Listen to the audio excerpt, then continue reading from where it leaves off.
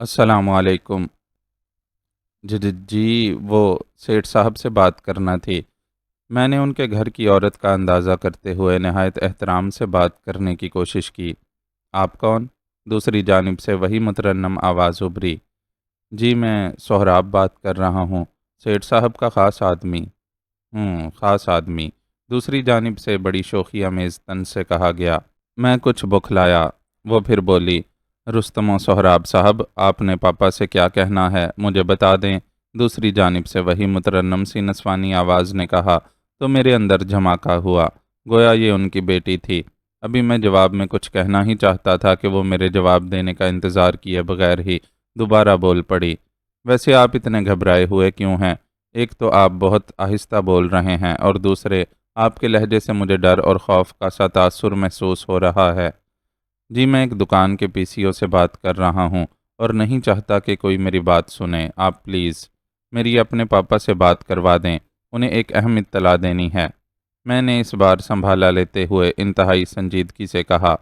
مجھے کوفت سی محسوس ہو رہی تھی۔ اوہ ایسی، پہلی بار معلوم ہوا کہ پاپا نے اس بار کوئی خاص آدمی پڑھا لکھا رکھا ہے۔ خیر بات کرائے دیتی ہوں، ہولڈ کریں۔ میں نے طمانینت کی سانس لی۔ تھوڑی دیر گزری، دوسری جانب سے گمبھیر آواز آئی۔ ہاں رستم بولو، کیا بات ہے؟ جناب آپ کو ایک اہم اطلاع دینا تھی، میں نے دبے دبے جوش تلے کہا۔ ہاں میں سن رہا ہوں، وہ بولے۔ جناب میں اس روز آپ کے ہاں آیا تھا تو آپ کی رہائش گاہ پر میں نے ایک شخص کو دیکھا تھا۔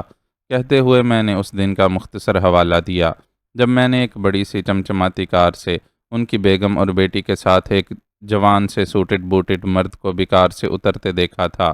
ہاں بھائی، وہ ہماری بیگم کا لاڈلا چھوٹا بھائی ہے، سجاد بیگ، یعنی ہمارا سالہ۔ کیوں، کیا ہوا؟ کوئی خاص بات؟ دوسری جانب سے سیٹھ سکندر نے کہا تو میں چونک پڑا، گویا وہ ان کے گھر کا ہی آدمی تھا۔ جناب میں نے انہیں میرا آشیانہ میں باس اقبال خاں کے گھر میں دیکھا تھا، وہ ان کے بہت قریب محسوس ہو رہا تھا۔ یہ بتاتے ہوئے میرا دل بے طرح دھڑک رہا تھا۔ دوسری جانب سے بھی سیٹھ سکندر کو جیسے ایک چپ سی لگ گئی تھی، پھر ان کی آواز ابری تو یوں لگا جیسے وہ دور سے بول رہے ہوں۔ پوچھا، کیا تمہیں کوئی غلط فہمی تو نہیں ہوئی؟ میرا مطلب ہے تمہیں پورا یقین ہے اس بات کا؟ 100% جناب، بالکل ایسے ہی جیسے میں ابھی آپ سے باتیں کر رہا ہوں۔ اوہ، دوسری جانب سے غور کرتی آواز آئی۔ پھر وہ بولا، تم ایک کام کرو، کل فوراً قریشی سے ملو۔ ٹھیک ہے جناب، میں نے جواب دیا۔ قریشی فیکٹری کا وہی بظاہر عام سا ورکر تھا جو درپردہ سیٹھ سکندر کا جاسوس تھا اور مجھے اسی سے روابط میں رہنے کو کہا گیا تھا۔ اگلے دن میں فیکٹری پہنچا تو قریشی مجھ سے خود ہی ملنے آ گیا۔ اس کا پورا نام محمود قریشی تھا۔ فیکٹری کے ایک الگ گوشے میں جا کر ہم کھڑے ہو کر باتیں کرنے لگے۔ کوئی زیادہ طویل گفتگو نہیں تھی۔ اس نے بس اتنا ہی مجھ سے کہا تھا کہ ڈیوٹی سے گھنٹہ پہلے آف ہوتے ہی میں اس کے ساتھ چلوں۔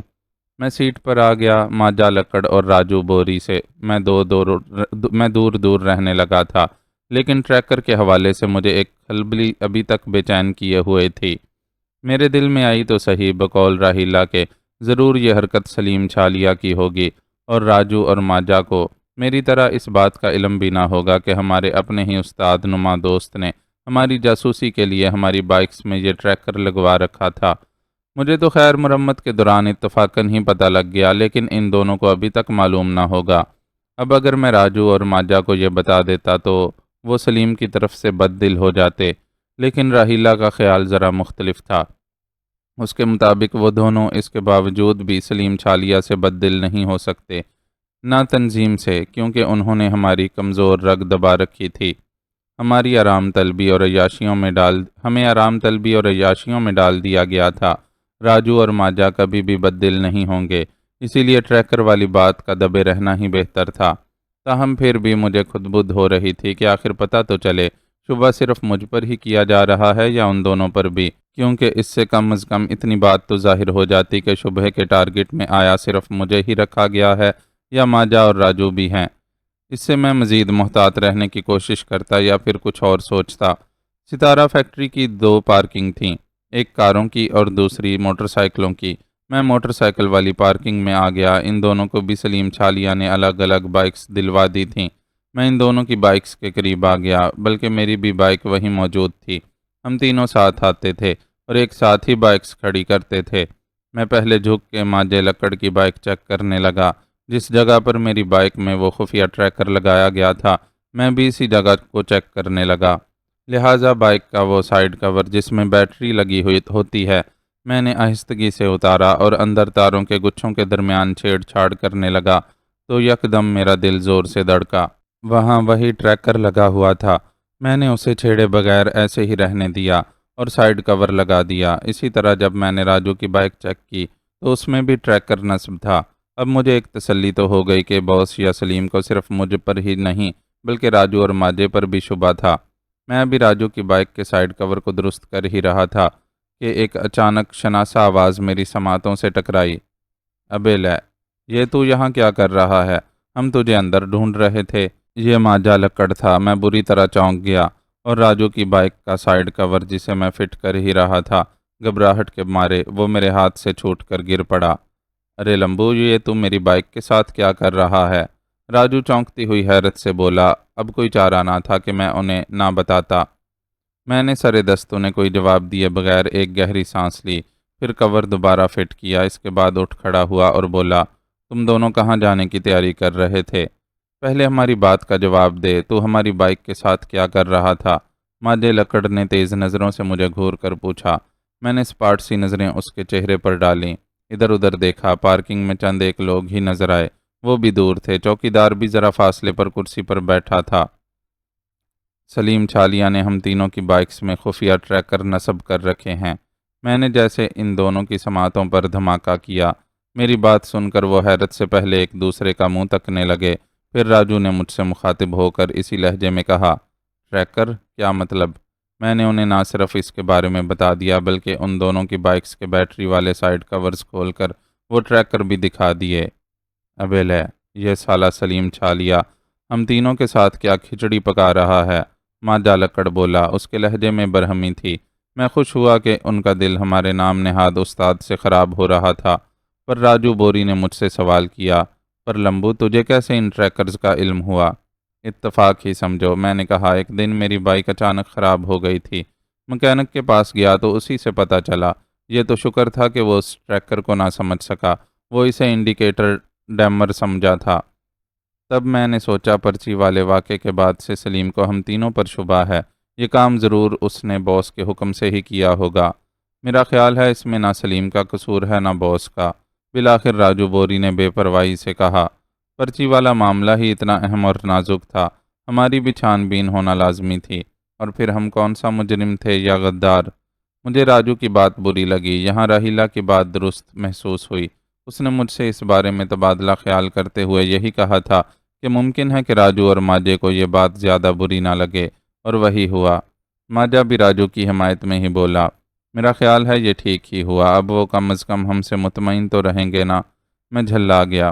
पर यार, क्या हम इतने ही गए गुजरे हैं कि कोई भी मामला उल्टा हो जाए या नाकाम, शुबा हम पर ही किया जाए? मेरा ख्याल है हर बार ऐसा ना होगा, राजू बोला। पर तू क्यों फिक्र कर रहा है लंबू? माजा मुझसे हंस कर बोला, हम कोई चोर थोड़ी ही हैं भाई, हम उनके ज़र ख़रीद बन चुके हैं। और ये सारी अय्याशियाँ अगर वो हमें दे रहे हैं तो उनका भी हक है कि वो हमें परखते रहें। उसकी तायद में राजू बोरी ने भी यही कहा। हाँ लंबू, अब ये तो सहना ही पड़ेगा। और फिर वही बात है, भला हमें डरने की क्या ज़रूरत है? डरे तो वो जो अंदर से चोर या गद्दार हो। उसकी बात पर मैं अंदर से थोड़ा परेशान सा हुआ, लेकिन फ़ौरन ही बोला, वो तो ठीक है, पर जाने दे, चल धाकड़ प्रोग्राम पर चलते हैं। माजे ने मेरे कंधे पर हाथ मारते हुए कहा, हम तुझे इसीलिए ढूंढ रहे थे कि साथ चलें। नहीं मिला तो हम यहाँ आ गए थे।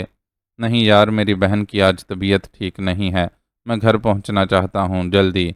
ये कहते हुए मैं पलट गया। वो दोनों चले गए। मैं काफ़ी देर तक अपनी मुट्ठियाँ और होंठ बींचता रहा। राजू और माजू वाकई बॉस इकबाल और सलीम छालिया के ज़ेर ख़रीद बन चुके थे। बहरकैफ मैं मुकर्ररा वक्त पर कुरैशी के साथ उसके हमरा हो लिया। हम दोनों अलग अलग बाइक्स पर एक दूसरे के पीछे निकल खड़े हुए। निसफ घंटे बाद गोदाम चौरंगी में वाक़ एक अलग थलग मकाम पर एक 1 यूनिट बंगले में हम दोनों यकजा हुए। उकदा खुला कि वहाँ सेठ सिकंदर पहले ही गोया मेरे स्वागत के लिए मौजूद था। आरामदेह फर्नीचर से आरास्ता एक कमरे में हम तीनों बैठे थे। सेठ सिकंदर के चेहरे पर अजहद तशवीश और सोच के तासुरात वाज़े थे। उसके चेहरे पर गुस्से की सुर्खी भी थी। मुझसे उन्होंने एक बार फिर अपने साले सज्जाद बेग के बारे में तसल्ली चाही और अपनी जेब से उसकी कुछ तस्वीर भी निकाल कर मुझे दिखाईं। मैं अब भी 100% यकीन से कह सकता हूँ सेठ साहब कि यही वो शख्स था जिसे मैं बॉस इकबाल के पास देख चुका हूँ। मैंने पूरे यकीन और मुस्तहकम लहजे में कहा और तस्वीर वापस लौटा दी। साथ ही उन्हें यह भी बता दिया कि बॉस इकबाल अब इसे टारगेट करना चाहता है। मेरी बात पर सेठ सिकंदर ने हंकारा भरा। पूरी तसल्ली करना उसका हक था, क्योंकि मामला ही हसास और नाजुक था, बल्कि ख़तरनाक और संगीन भी। घर का भेदी ही लंका ढा रहा था। ये बात उनके लिए तशवीशनाक थी। फिर एक ज़रा तौक़ुफ़ के बाद वो बोला, तुम एक काम कर सकते हो। जी बोलें। मैंने सवालिया नज़रों से उसके चेहरे की तरफ देखा। मैं तुम्हें सजाद बेग का पता देता हूँ। तुम कुछ दिन लग कर उसके मामूलात पर कड़ी निगाह रखो। कहाँ जाता है, किससे मिलता है, और तुम्हारे बॉस इकबाल के साथ उसकी क्या मीटिंगें होती हैं वगैरह। सेठ सिकंदर की बात पर मैं ज़रा सोचता बन गया तो वो हल्की सी मुस्कुराहट तले बोला, बेशक ये काम ख़तरनाक और मुश्किल है, लेकिन मेरी हर किस्म की सपोर्ट तुम्हारे साथ होगी। इसकी तुम फिक्र ना करो। जो भी चीज़, खा पैसा, आदमी या गाड़ी, इस अहम काम के सिलसिले में जो कुछ भी तुम्हें दरकार होगा वो तुम्हें बिला देर मुयस्सर आ जाएगा। वो तो ठीक है जनाब, बिलाखिर मैंने कुछ सोचते हुए कहा। लेकिन पहले वाक़े के बाद इकबाल को मुझ समेत माजे और राजू बोरी पर शुबा होने लगा है। सलीम का तो पता नहीं। होने दो शुबा, सेठ सिकंदर बेपरवाह लहजे में बोला। फिक्र वाली बात तब होती जब सिर्फ तुम पर शक किया जाता। यहाँ तो तुम्हारे दो साथियों, क्या नाम बताया है, माजा लक्कड़ और राजू बोरी। हाँ वही। फिर तुम्हें क्यों परेशानी है? इसलिए कि अभी तक मैं ये बात यकीन से नहीं कह सकता, मैंने कहा और ट्रैकर वाली बात उसे बता दी। वो चंद सानिये पुरसोच अंदाज में अपने होंठ भींच कर रह गया, फिर बोला, इसके लिए तुम्हें पहले ये देखना होगा कि आया ऐसा ही ट्रैकर माजे लकड़ और राजू बोरी की बाइक्स में भी खुफिया तौर पर लगाया गया था या नहीं। यही बात मैं आज कन्फर्म कर चुका हूँ, मैंने जवाब में कहा। इन दोनों की बाइकों में भी वो ट्रैकर्स नस्ब थे। तो बस फिर तुम्हें क्या परेशानी है? शुबा तीनों पर है, जो हवा हो जाएगा। वो मुस्कुराया। अब तो तुम बेफिक्री से लेकिन मोहतात अंदाज में काम अंजाम दे सकते हो। बिल्कुल जनाब। मैंने अपने सर को इस बात में जुम्बिश दी। इसके बाद उन्होंने अपनी जेब से चाबियों का एक गुच्छा और एक फूला हुआ बड़ा सा लिफाफा निकाला और पास बैठे महमूद कुरैशी की तरफ बढ़ा दिया। वो उठा और एहतराम के साथ चाबी और लिफाफा सेठ सिकंदर के हाथों से लेकर मुअद्दबाना खड़ा रहा। महमूद, ये दोनों चीज़ें सोहराब को दे दो। महमूद ने फ़ौरन हुक्म की तामील करते हुए चाबियों का गुच्छा और लिफाफा मेरी जानिब बढ़ा दिया, जो मैंने हैरत भरे अंदाज में वसूल किया। और जब सेठ सिकंदर की जानिब सवालिया नज़रों से देखा तो वो बोला, लिफाफे में कुछ रुपए हैं जो तुम्हारा मुआवजा है। चाबियां एक मकान की हैं। इसी गुच्छे में मुख्तलिफ कमरों और सेफ की भी चाबी है। वहाँ कुछ रकम मौजूद है। घर में ज़रूरत की हर शय मौजूद है। ये घर अब तुम्हारे तसर्रुफ़ में रहेगा। इसकी ज़रूरत पड़ सकती है, ये तुम्हें रफ्ता रफ्ता मालूम हो जाएगा। मैं उसकी बात समझ गया। रुखसत होते वक्त सेठ सिकंदर ने आखिर में मुझसे गहरी संजीदगी से कहा, देखो बरखुरदार, मैं जानता हूँ तुम्हारा काम ख़तरनाक है और तुम मेरे लिए जो कुछ कर चुके और करते रहोगे, तुम्हें इसका पूरा और भरपूर मुआवजा मिलता रहेगा। लेकिन बात सिर्फ इतनी सी नहीं है। तुम मुझे बहुत अजीज़ हो चुके हो। मेरा फ़र्ज़ बनता है कि तुम्हारा भी ख्याल रखूँ और तहफ़्फ़ुज़ करूँ। इसलिए अपना ख्याल रखना। कोशिश करो कि आहिस्ता आहिस्ता सही अपने उन तीनों साथियों से दूर हो जाओ। ये मैं कोशिश कर रहा हूँ सेठ साहब, मैंने कहा। ओके, वो बोला। मैं घर आ गया। एक शानदार बंगले की चाबियाँ मेरी जेब में थीं। मैं उसका एक तरह से खुद को मालिक तसव्वुर कर रहा था और दिल ही दिल में खुश भी हो रहा था। एक लिहाज से बेफिक्र भी था कि सेठ सिकंदर जैसे बारसूख और दौलतमंद आदमी की मुझे दरपर्दा सपोर्ट हासिल थी। मैं घर पहुंचा और राहीला को सब बताया। वो काफ़ी देर सोच में गलता रहने के बाद मुझसे बोली, सेठ साहब को लगता है वाकई तुमसे मोहब्बत हो गई है। वो तुम्हारा ना सिर्फ ख्याल रखने लगे हैं बल्कि तुम्हारी फ़िक्र भी करते हैं, और उन्हें करना भी चाहिए, क्योंकि तुमने उन्हें एक बड़े माली नुकसान से बचाया है और घर के भेदी को भी बेनकाब करने वाले हो। अब ये बताओ, इन दोनों से कैसे पीछा छुड़ाऊं? मैंने कहा। यह सब एकदम तो नहीं होगा, राहीला बोली। इसके लिए वक्त दरकार है, वरना उन्हें तुम पर पहले तो सिर्फ शुबा था, अब यकीन हो जाएगा कि उनके साथ पर्ची वाले मामले में गद्दारी किसने की थी। مجھے ٹریکر والی بات یاد آئی، اور جب میں نے اسے یہ بتایا کہ ماجے لکڑ اور راجو بوری کی بائکس میں بھی ٹریکر نصب تھے، تو وہ بولی، شکر ہے، تسلی ہو گئی کہ صرف تم پر شبہ نہیں کیا گیا۔ یہ روایتی سا شک تھا ان کا، وہ بولی، لیکن وہ دونوں کمبخت پھر بھی باس یا سلیم سے متنفر نہیں ہو رہے۔ میں نے دانت پیس کر کہا، ہوں گے بھی نہیں، یہ بات میں تم سے پہلے ہی کہہ چکی ہوں۔ وہ بولی، ان کے منہ کو حرام لگا ہوا ہے، اس لیے میں کہہ رہی ہوں کہ تم بھی ان دونوں سے پیچھا چھڑانے کی کوشش کرو۔ سیٹھ سکندر کی تم پر کرم نوازی جائز ہے۔ یہ بات تو تم ٹھیک ہی کہہ رہی ہو۔ کہتے ہوئے میں نے نوٹوں سے بھرا ہوا لفافہ نکال کر اسے دیا کہ وہ اسے سنبھال لے۔ اتنے سارے نوٹ، اس کی جیسے آنکھیں پھیل گئیں۔ آہستہ، دیواروں کے بھی کان ہوتے ہیں، میں نے اسے گھور کر سرزنش کی۔ میرا خیال ہے تمہیں کسی بینک میں اکاؤنٹ کھول لینا چاہیے، اس نے مشورہ دیا۔ گھر میں پیسے بہت جمع ہو گئے ہیں، اور یہ ٹھیک نہیں، چوری ہونے میں کتنی دیر لگتی ہے۔ میں بھی یہی سوچ رہا تھا، میں نے کہا، کل ہی یہ کام نمٹا لوں، بلکہ کہو تو میں بھی تمہارے ساتھ چلوں۔ وہ کیوں؟ میں نے اسے گھورا۔ تمہارے پاس اتنے سارے پیسے جو ہوں گے، 2 افراد ساتھ ہوں تو۔ بس بس رہنے دے، میں نے بیزاری سے اسے جھڑکا۔ میں اکیلا ہی کافی ہوں۔ بڑا کٹھور دل ہے تو لمبو، وہ چڑھ کر بولی۔ مشورہ تو لیتا ہے مگر مجھے گھاس نہیں ڈالتا۔ وہ مانی خیزیت پر اترنے لگی تو میں نے اسے کھا جانے والی نظروں سے گھورا۔ اچانک دروازے پر دستک ہوئی۔ یہ کون آ گیا؟ میں نے چونک کر کہا، میرا خیال ہے فوزیہ ہوگی، راہیلہ بولی، اور میرا دل فوزیہ کے نام پر یک بارگی زور سے دھڑکا۔ وہ مجھے کبھی کبھار چاچا انور پنساری کی دکان پر ملی ہے، ہماری دوستی ہو گئی ہے، آج میں نے اسے آنے کا کہا تھا۔ راہیلہ یہ کہتے ہوئے دروازہ کھولنے کے لیے کمرے سے نکلی، اور میں اپنا بے طرح دھڑکتا دل ہی سنبھالتا رہ گیا۔ ظاہر ہے ایک ہی محلہ تھا اور گھر بھی قریب، ایسے میں فوزیہ کا بھائی ماجا لکڑ میرا دوست بھی تھا، تو کسی پرچون پنساری کی دکان پر ان دونوں کا دوست ہو جانا غیر معمولی بات نہ تھا۔ اب مسئلہ یہ تھا کہ میں خود کو کیسے سنبھالتا، کیا کرتا، کیا نہیں۔ میں نہیں چاہتا تھا کہ راہیلہ کو کچھ معلوم ہو، پھر میں اپنے اس خیال پر خود ہی ہنس پڑا۔ بھلا بھی میرے اور فوزیہ کے درمیان ایسا کچھ ہوا ہی نہیں تھا جسے کسی رشتے کا نام دیا جاتا۔ اب تک جو تھا میرے ہی دل میں تھا، اور یک طرفہ بھی۔ یہ ممکن ہے کہ ان 2-3 اتفاقی ملاقاتوں میں جس طرح پسندیدگی کا بیج میرے دل میں پھوٹا تھا، ہو سکتا تھا انسیت کا ایک جذبہ فوزیہ کے دل میں بھی میری طرح پروان چڑھا ہو۔ تب بھی میں نہیں چاہتا تھا کہ راہیلہ کو ایسی کوئی بھنک بھی پڑے۔ اس کا بہتر طریقہ یہی مجھے سمجھ میں آیا کہ میں اندر کمرے میں ہی رہوں۔ ہو سکتا ہے راہیلہ فوزیہ کو باہر سے ہی چلتا کر دے۔ ادھر دل بے چین اور نگاہ شوق دیدار یار سے کون بیر لیتا۔ یوں نہ چاہتے ہوئے بھی میرے قدم کشا کشا دروازے کی جانب بڑھ گئے۔ کمرے کے بھیڑے ہوئے دروازے کے ذرا قریب پہنچ کر میں نے اس کی جھری سے باہر صحن میں جھانکا تو فوزیہ کو میں نے صحن میں ہی راہیلہ سے کھڑے کھڑے باتیں کرتے ہوئے دیکھا۔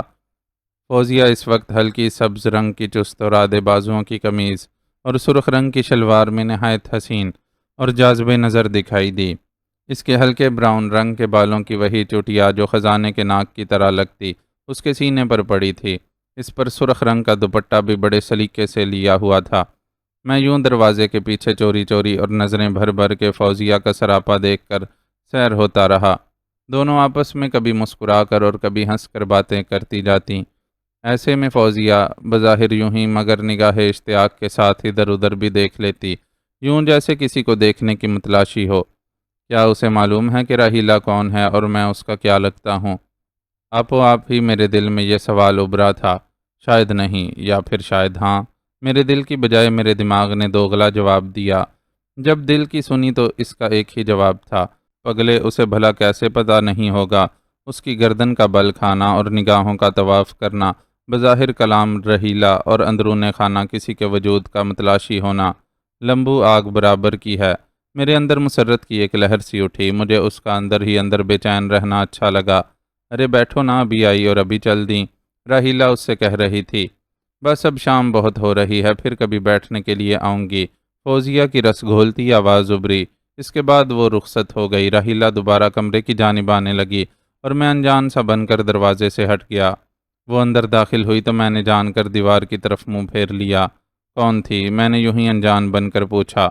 کون تھی؟ جیسے تم جانتے ہی نہیں، راہیلہ نے تڑ سے جواب دیا تو میں اندر سے گھبرا گیا، جیسے اس نے میری چوری پکڑ لی ہو۔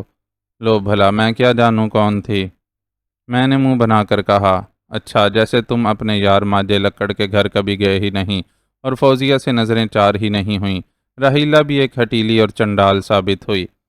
میرے انجان پن نے جیسے میری چوری کھول کر رکھ دی تھی۔ اس سے تو اچھا تھا مجھے اعتراف کر ہی لینا چاہیے تھا۔ میں بھی کیا کم تھا، یکدم بولا، تو میں نے اسے کب دیکھا، کون تھا؟ ابھی تم نے ماجے کا نام لیا تو یقیناً اس کی بہن فوزیہ ہوگی۔ بظاہر میں نے بات ڈھک دی۔ سمجھ رہی ہوں، ایک نمبر کے گھنے ہو تم، اس نے بھویں اچکائیں۔ بکواس بند کرو اور مجھے بتاؤ آگے کیا کرنا ہے۔ میں نے اس کی توجہ اصل مسئلے کی جانب مبذول کروائی۔ کرنا کرانا کیا ہے لمبو، لگے رہو دھندے سے، میں کچن میں جا رہی ہوں، رات کا کھانا بنانا ہے۔ وہ یہ کہہ کر کمرے سے نکل گئی۔ فوزیہ کیوں آئی تھی؟ مجھے دیکھنے یا واقعی راحیلہ سے ملنے؟ میں نے ہونٹ بھینچ کر خود سے سوال کیا۔ بات تو سمجھ میں یہ آتی تھی کہ مجھے کافی دن بھی تو ہو گئے تھے ماجے کے گھر گئے۔ نئی صورتحال کے پیش نگاہ میں گیا بھی کب تھا ماجے کے ہاں؟ تو کیا مجھے جانا چاہیے تھا ماجے کے گھر کسی بہانے سے؟ میں نے سوچا۔ یقیناً میرے اندر کا جواب اس بات میں تھا۔ تکلیف دہ ایک بات یہ بھی تھی کہ اب ماجے سے ہی نہیں، ان تینوں سے ہی دور ہو جانا چاہتا تھا۔ یوں ماجے سے دوری فوزیہ سے دوری ہوتی اور فوزیہ سے دوری مجھے کیسے گوارا ہوتی۔ کیا کروں پھر؟ اپنی اس چھپی ہوئی محبت کو کیسے پروان چڑھاؤں؟ کیسے فوزیہ سے اپنے دل کا اظہار کروں؟ میں پہلے ہی گمبھیر مسائل کا شکار تھا، ایسے میں جذبہ دل کو کیسے سنبھالتا؟ اماں کہیں گئی ہوئی تھیں، وہ لوٹ آئیں۔ راحیلہ نے کھانا تیار کر لیا تھا۔ میں اپنے کمرے میں ہی چارپائی پر لیٹا رہا۔ دل فوزیہ سے بات کرنے اور اسے دیکھنے کو بے چین ہو رہا تھا، مگر ایسا کوئی موقع ہاتھ آتا تب نہ۔ اچانک میرے دل میں ایک خیال آیا۔ فوزیہ آئی تھی شاید مجھے دیکھنے، تو کیوں نہ اس کے دل پر اثر انداز ہونے کے لیے مجھے بھی اس کے گھر کا رخ کرنا چاہیے، ماجے کے بہانے سے ہی صحیح۔ یہ خیال آتے ہی میں باہر نکل گیا۔ کب سے مجھے راحیلہ کی پکارتی ہوئی آواز آئی تھی۔ وہ یقیناً کہنا چاہتی ہوگی کھانا کھا کر جاؤ، مگر میں نے کوئی پرواہ نہ کی۔ میں دھڑکتے دل سے ماجے کے گھر کے دروازے کے قریب پہنچا۔ دل پر قابو رکھ کر میں نے دستک دی۔ دعا یہی کر رہا تھا کہ ماجہ گھر پر نہ ہو۔ کون؟ ایک کھنکتی ہوئی شناسا آواز نے میرے دل بے چین کے جیسے سارے ہی تار بجا ڈالے۔ میں ہوں سہراب، ماجد گھر پر ہے؟ سلام کے بعد میں نے پوچھا۔ فوزیہ سے اس کے بھائی کا نام ماجہ کہنا مجھے اچھا نہیں لگا تھا، اس لیے میں نے پورا نام لیا۔ بھائی تو ابھی باہر ہی ہیں، آپ ہی کے ساتھ آتے ہیں وہ؟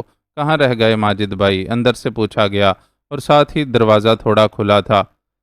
جھولتا ٹاٹ بھی سرکا۔ میری نگاہ شوق نے اس کی جھلک دیکھی، بالکل کلی جیسی گلنار سی جھلک، تپتے انگارے ہونٹ اور اس پر ہلکی بھیدوں بھری مسکان، کجراری چلمن سے جھانکتی سیاہ پرکشش آنکھیں جن کا ہدف میں ہی تھا۔ ہاں، وہ دراصل میں آج جلد ہی فیکٹری سے نکل آیا تھا۔ میں نے بات بنائی، حالانکہ ماجہ راجو کے ساتھ مجھ سے ذرا پہلے ہی شو دیکھنے نکل گیا تھا۔ وہ پھر ضرور راجو کے ساتھ ہی ہوگا۔ چلیں کوئی بات نہیں، بتا دینا میں آیا تھا اور گھر پر ہی اس کا انتظار کر رہا ہوں۔ یہ کہہ کر میں پلٹنے لگا۔ سنیے ذرا، مترنم سی آواز نے میری پیاسی سماعتوں میں رس گھولا۔ دعا بھی تھی اور توقع بھی کہ وہ مجھے آواز دے گی۔ جی بولیں۔ میں رک گیا، اور شاید میرا دل بھی۔ وہ آپ ذرا اندر آئیں گے؟ ایک بات کہنا تھی آپ سے۔ اس کے انداز میں التجا تھی، ایک ایسی التجا جیسے کوئی پریشانی میں مبتلا ہو، لیکن میں انداز میں کسی اور جذبے کی تمنا کیے ہوئے تھا۔ خیر بولا، جی آ جاتا ہوں، خیریت تو ہے نا؟ ماجد تو ٹھیک ہے؟ کہتے ہوئے میں نے اندر قدم رکھا۔ وہ مجھے راستہ دیتے ہوئے ایک طرف ہو گئی۔ میں اس کے قریب، بہت قریب سے اندر آ گیا۔ اس نے دروازہ بند کر دیا۔ ادھر آ جائیں پلیز، وہ صحن کے وسط میں آنے کا اشارہ کرتے ہوئے بولی، اور سر کا دوپٹہ درست کرتے ہوئے میرے شانہ بشانہ چل کر اب مجھ سے ذرا فاصلے سے کھڑی ہو گئی۔ میں نے اس کے رخ ماہ کا جائزہ لیا۔ وہ خاصی پریشان تھی۔ کیا خالہ بھی گھر پر نہیں ہیں؟ میں نے یوں ہی کسی خیال کے تحت پوچھ لیا۔ وہ پڑوس میں گئی ہیں، انہیں واپسی میں تھوڑی دیر ہو جائے گی، اس نے جواب دیا۔ اس کا مترنم لہجہ اور آواز کا نغماتی لوچ مجھے ہمیشہ کی طرح اندر سے اتھل پھتل کرنے لگا۔ میں ابھی آپ کے گھر آئی تھی، آپ کی بہن راحیلہ میری اچھی سہیلی بن چکی ہے، وہ بولی۔ جی مجھے پتا ہے، میں نے ہولے سے کہا۔ تو آپ اندر ہی تھے، باہر کیوں نہیں نکلے کمرے سے؟ اس نے اپنی قدرتی کجراری آنکھیں اٹھا کر میرے چہرے پر چسپاں کر دیں، اور میں بھی جیسے اس کی کشادہ نگاہوں کے سمندر میں ڈوب کر بولا، بس ویسے ہی، مجھے بہن کی موجودگی میں اچھا نہیں لگ رہا تھا۔ میں در حقیقت آپ ہی سے بات کرنے آئی تھی۔ آپ اتنے دنوں سے نہیں آئے تھے نا ماجد بھائی کا پوچھنے؟ وہ بولی، ہاں کچھ مصروفیت رہی تھی، ویسے ہم فیکٹری میں ساتھ ہی تھے۔ آپ کچھ کہہ رہی تھیں، میں نے اسے یاد دلایا۔ میں آپ سے بھائی کے بارے میں ہی پوچھنا چاہتی تھی، پتہ نہیں پھر کیا ہوا، آپ کے گھر آ کر راہیلہ سے سلام دعا کر کے چلتی بنی۔ وہ بتانے لگی، سوچا راہیلہ خواہ ہی پریشان ہو جائے گی۔ اس کی بات سے مجھے اندازہ ہوا کہ وہ تھوڑا دروغ گوئی سے کام لے رہی تھی۔ وہ آئی ہی اس لیے تھی کہ بعد میں اس کے در پر آن پہنچوں، اور واقعی میں اب اس کے سامنے کھڑا تھا۔ بات کیا ہے، بھائی ماجد نہ جانے کن دھندوں میں پڑ گئے ہیں، اپنے اتنے روپے گھر لاتے ہیں، بہانہ یہ کرتے ہیں کہ ان کی ترقی ہو گئی ہے۔ آپ نے بھی یہی بتایا تھا اس دن پوچھنے پر، اور میں نے آپ کی بات پر اعتبار کر لیا تھا۔ وہ اتنا بتا کر رکی، مجھے شرمندگی ہوئی اور چونکا بھی کہ اب نہ جانے اس نے کیا بات پکڑ لی تھی۔ بولا، ہوا کیا ہے آخر؟ میں نے بھائی ماجد کے پاس ایک دن بھرا ہوا پستول دیکھا تھا۔ اس نے جیسے انکشاف کیا تو میں چونکا۔ پستول کا میرے پاس یا ماجد وغیرہ کے پاس ہونا عام سی بات تھی، لیکن ظاہر ہے وہ ہم گھر والوں سے چھپا کر رکھتے تھے۔ میرے پاس بھی تھا۔ او ہو، اچھا۔ میں یکدم انجان سا بن گیا۔ چور سی نظروں سے دیکھتے ہوئے مزید کہا، تو کیا آپ نے ماجد سے اس کے بارے میں کوئی استفسار نہیں کیا؟ کیا تھا، وہ جواب میں بولی۔ اس نے یہی کہا کہ ایسے ہی رکھا ہے، شوقیہ۔ زیادہ پوچھو تو غصہ بھی بہت کرتا ہے، اماں سے بھی بدتمیزی کرتا ہے۔ اماں بیٹی چپ ہو جاتی ہیں، لیکن مجھے فکر ہو رہی ہے کہ بھائی ماجد خدا نخواستہ کسی غلط کام میں تو نہیں پڑ گئے۔ دیکھیے آپ ان کے دوست ہیں، پلیز مجھ سے کچھ نہ چھپائیں۔ ہمارا ابا کے بعد وہی ایک سہارا ہے۔ کہتے کہتے فوزیہ ایک دم روحان سی ہو گئی۔ ماجد اور میرا ایک ہی معاملہ ہے۔ راہیلہ بھی اسی فکر میں رہتی تھی، لیکن جب میں نے اسے ساری بات بتا دی تھی اور میں اس سے مشورے کرنے لگا تھا تو وہ مطمئن ہو گئی تھی۔ لیکن فوزیہ کا معاملہ ظاہر ہے قدرے ملتا جلتا صحیح، لیکن کافی حد تک مختلف بھی تھا۔ میں نے دیکھا یہ کہتے ہوئے فوزیہ کی خوبصورت آنکھوں میں نمی کی جھلک نمودار ہو گئی۔ اسے روتا پا کر میں اندر سے جھیر جھیر ہونے لگا۔ دل چاہا اسے اپنے سینے سے بھینچ کر پوری تسلی دوں، اس کی فکر و تشویش کو دور کر ڈالوں، لیکن کیسے؟ یہ تو مجھے بھی نہیں معلوم تھا کہ اب مزید اس بیچاری سے جھوٹ کیسے بولوں۔ میں کیا بتاؤں اس کے بھائی کے بارے میں کہ وہ ایک خطرناک جرائم پیشہ تنظیم کا اعلی کار بن چکا ہے؟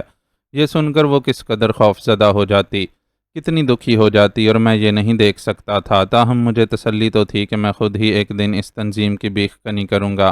سیٹھ سکندر جیسے بااثر آدمی کا مجھے ساتھ میسر تھا، اور سب سے بڑی طاقت تو اللہ کی تھی جو ہمیشہ باطل پر حق کی جنگ کو غالب رکھتا تھا۔ دیکھیے خدا کے لیے اب مجھ سے جھوٹ مت بولیے گا۔ وہ نم آلود آنکھوں اور رندے ہوئے لہجے میں مجھ سے دوبارہ بولی، میں مانتی ہوں آپ شاید مصلحتاً کچھ چھپا رہے ہیں، مگر اب تشویش بڑھ گئی ہے۔ مجھے بتائیں حقیقت کیا ہے، میں آپ پر پورا بھروسہ کر رہی ہوں۔ اگر ایسی ویسی کوئی بات ہے تو خدا را ماجد بھائی کو آپ ہی سمجھائیں۔ وہ رو پڑی۔ میں پریشان اور افسردہ ہو گیا۔ بولا، پلیز آپ خود کو سنبھالیں اور مجھ پر بھروسہ رکھیں۔ میرا وعدہ ہے کہ میں ماجد کو غلط راستے پر ہرگز جانے نہیں دوں گا۔ میری بات سنتے ہی اس نے یکدم اپنا گلنار سا چہرہ اٹھا کر میری طرف دیکھا۔ آپ سچ کہہ رہے ہیں سہراب؟ وہ خوش ہو گئی۔ آنسوؤں سے لبریز اس کے حسین چہرے پر خوشی کی چمک مجھے بڑا دل فریب تاثر دیتی محسوس ہوئی۔ میں تم سے کبھی جھوٹ نہیں بول سکتا فوزیہ۔ اس بار میں نے جیسے دل کی گہرائیوں تلے اور بغیر کسی آپ کے نہایت اپنائیت سے کہا تو فوزیہ جیسے یک ٹک میرا چہرہ تکتی رہ گئی۔ اس کا چہرہ گلاب سا تاثر دیتا محسوس ہونے لگا۔ اس کے نرم و گداز ہونٹ اد کھلے رہ گئے۔ میری نظریں اس کی نگاہوں میں اتر کر شاید دل میں گھر کرنے لگی تھیں کہ اس نے پلکوں کی گھنیری چلمن گرا دی، اور جب دھیرے سے بولی تو مجھے بھی اس کی آواز اپنائیت و انسیت جیسا گہرا تاثر دیتی محسوس ہوئی۔ مجھے تم پر پورا بھروسہ ہے سہراب۔ تب بھی میں نے ایک جذبہ بے اختیاری تلے اس کے شانے پر ہولے سے اپنا ہاتھ رکھ دیا تو فوزیہ نے بھی اپنے گداز ہاتھ کا لمس میرے ہاتھ سے ملا دیا۔ ایسے میں میرا دل چاہا کہ فوزیہ کو خود سے لگا لوں، بینچ لوں اسے، اور کہوں کہ میرے ہوتے ہوئے تمہیں کسی فکر و تشویش اور پریشانی میں مبتلا ہونے کی ضرورت نہیں، مگر مجھ میں یکدم اتنا آگے بڑھ جانے کی ہمت نہ ہو پائی۔ اب بھی جتنا تھا وہ کم نہ تھا، ڈر تھا کہیں میری محبت عامیانہ رنگ نہ اختیار کر لے۔ میں واپس پلٹ آیا، بے مقصد آوارہ گردی کرتا ہوا مین روڈ کے فٹ پاتھ پر آ گیا۔ فوزیہ سے وعدہ کر تو آیا تھا، اب مجھے کیا کرنا تھا؟ یہی کہ ماجد کو بھی اپنے رنگ میں رنگنے کی کوشش کرتا اور اسے کہتا کہ وہ سلیم چھالیا کی سنگت چھوڑ دے اور بوس اقبال سے ناتا توڑ ڈالے۔ ہم جس طرح پہلے غریب سہی مگر شریفوں کی طرح سکون سے زندگی بتا رہے تھے، اسی طرح گزارتے رہیں۔ لیکن کیا ماجد یہ سب مان جاتا؟ اس میں تو میرے لیے خود بھی خطرہ تھا۔ وہ سلیم چھالیا سے اس کی شکایت کر سکتا تھا اور ان کے مجھ پر شبے کی تصدیق پر گویا مہر لگ جاتی۔ بوس اقبال اور سلیم چھالیا نے ماجد اور راجو کو عیاشیوں اور روپے و پیسوں میں اس طرح جکڑ ڈالا تھا کہ وہ دونوں اس کے عادی ہو کر رہ گئے تھے۔ غربت اور تنگ حالی بھی اس کی ایک بڑی وجہ ہو سکتی تھی۔ فوزیہ نے میری نظروں کے چور پیغامات پڑھے ہی نہیں بلکہ محسوس بھی کر لیے تھے۔ یہی وجہ تھی کہ اس نے بھی آخر میں اپنے ہاتھ کا لمس دیتے ہوئے اسی لہجے میں مجھ سے کہا تھا، مجھے تم پر پورا بھروسہ ہے سہراب۔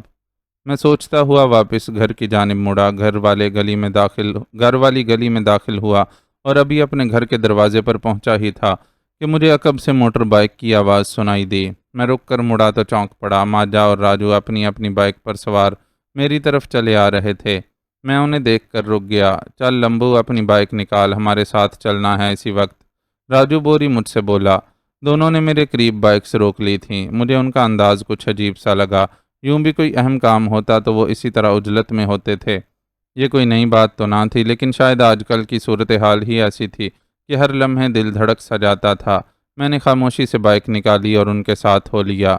ہم نے اب اپنی پرسنل میٹنگوں کے لیے ماما خان کا چھپر ہوٹل چھوڑ دیا تھا اور ایک چھوٹے سے مکان میں ملا کرتے تھے جسے ہم نے ٹائیگر ہاؤس کا نام دے رکھا تھا۔ اس میں صرف 2 ہی کمرے تھے، ایک چھوٹا اور دوسرا بڑا ہال سا تھا، اور یہ ہال ساؤنڈ پروف تھا۔ اس مکان کی ایک ڈپلیکیٹ چابی سلیم نے ہم تینوں کو دے رکھی تھی۔ کوئی خاص بات ہوئی ہے آج؟ میں نے چلتے چلتے ان سے پوچھا بھی، مگر انہوں نے کوئی تفصیلی جواب نہیں دیا، ماں سوائے اس مختصر بات کے کہ سلیم چھالیا نے ہم تینوں کو بلوایا ہے اور وہی بتا سکتا ہے کہ کیا کام آن پڑا ہے وغیرہ۔ ٹائیگر ہاؤس ہمارے محلے سے 8 کلومیٹر کے فاصلے پر واقع تھا۔ اس وقت رات کے 10 بج چکے تھے۔ ہم تینوں وہاں پہنچے تو سلیم چھالیا پہلے سے وہاں موجود تھا۔ ہم ہال میں گول میز کے قریب دھری کرسیوں پر بیٹھ گئے۔ میں نے محسوس کیا کہ سلیم چھالیا نے مجھ سے بے رخی کے ساتھ مصافحہ کیا تھا۔ اس کے چہرے پر عجیب تاثرات تھے۔ وہ ہمارے سامنے والی کرسی پر براجمان تھا اور گاہے بگاہے میری جانب خاصی تیز اور چبھتی ہوئی نظروں سے دیکھ لیتا تھا۔ پستول میری جیب میں بھی موجود تھا اور مجھے خطرے کی بو آ رہی تھی۔ حالات ایسے تھے کہ میں اب ان سے بھی چوکنا رہنے کی کوشش کرتا تھا کہ جانے کب میرا بھانڈا پھوٹ جائے۔ یہ ہدایت مجھے سیٹھ سکندر نے بھی دے رکھی تھی۔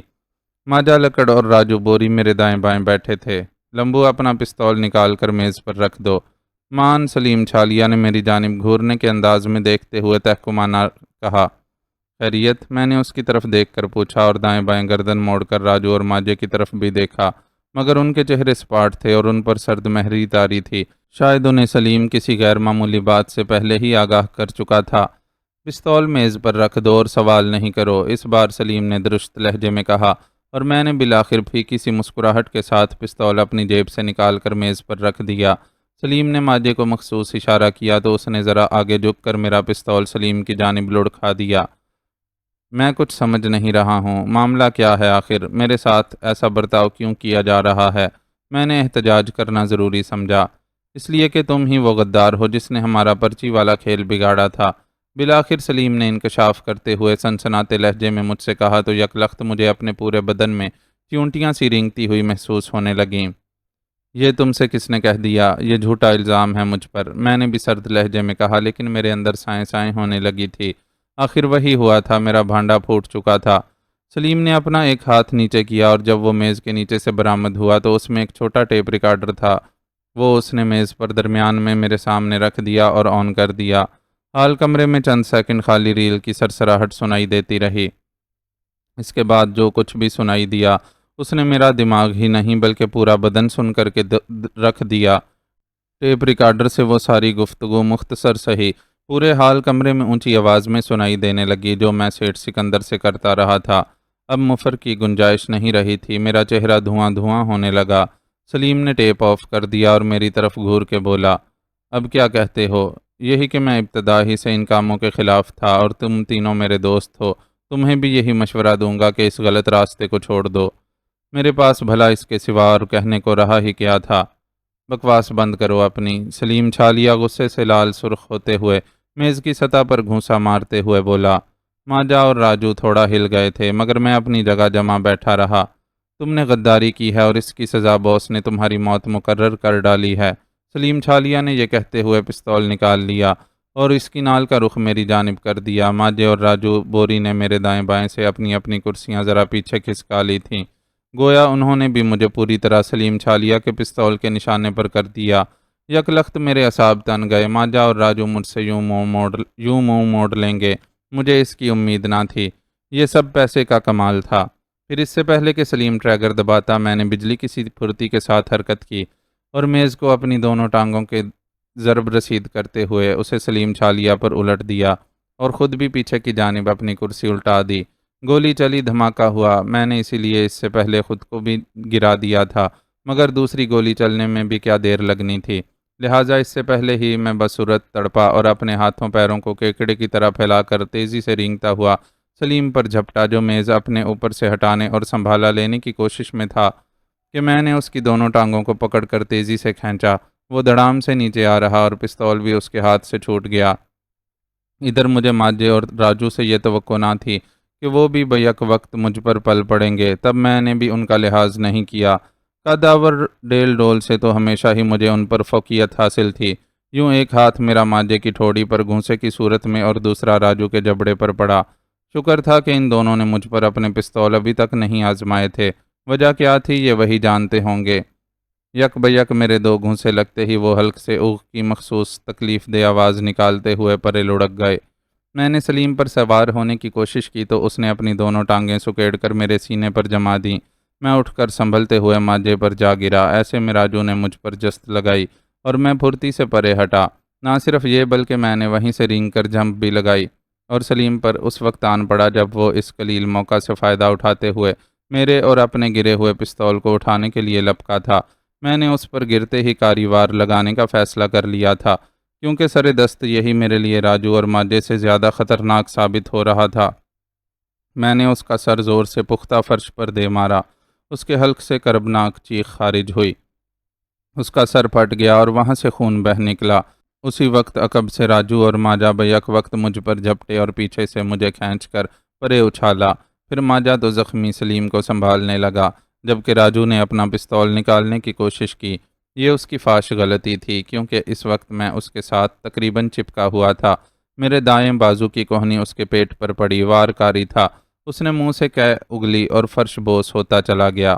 نتیجے میں اس کا پستول میرے ہاتھ لگا ہی تھا کہ تب تک راجو کو صورتحال کی خطرناکی کا ادراک ہوا اور اس نے وہیں سلیم کے پاس فرش پر اکڑوں بیٹھے بیٹھے ہی مجھ پر اپنے پستول سے فائر کر دیا۔ میں نے بچنے کی کوشش کی، گولی میرے پستول والے ہاتھ پر لگی اور ماجے کا پستول میرے ہاتھ سے نکلتا چلا گیا۔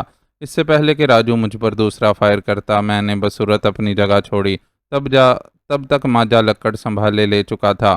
وہ میرے قریب آ گیا۔ اس دوران میں نے قلیل ترین عرصے میں موقع تاک کر اپنا پستول اچک لیا اور یہی وہ وقت تھا جب ماجا لکڑ میرے قریب آ گیا۔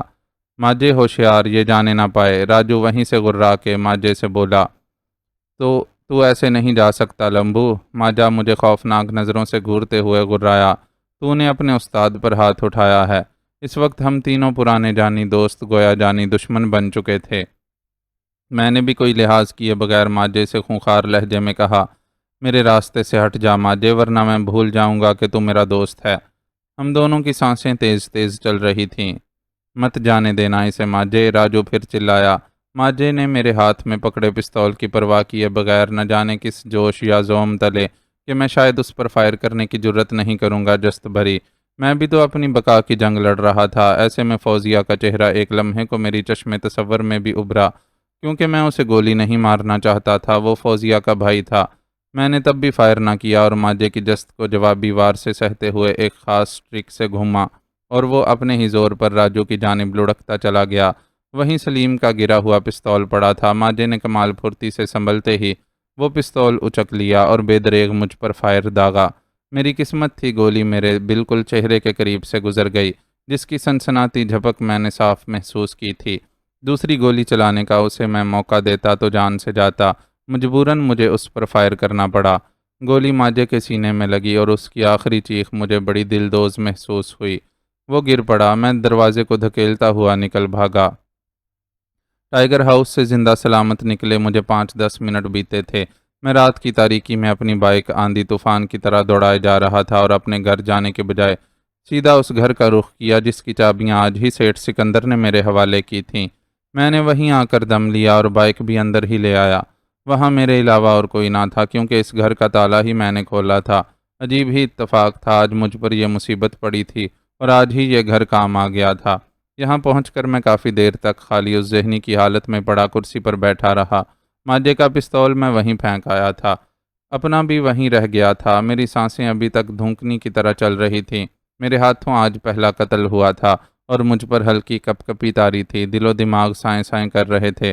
قتل بھی میرے ہاتھوں فوزیہ کے بھائی ماجے کا ہوا تھا۔ دل سے دعا بھی نکل رہی تھی کہ کاش وہ بچ جائے، یہ قتل ہی تھا۔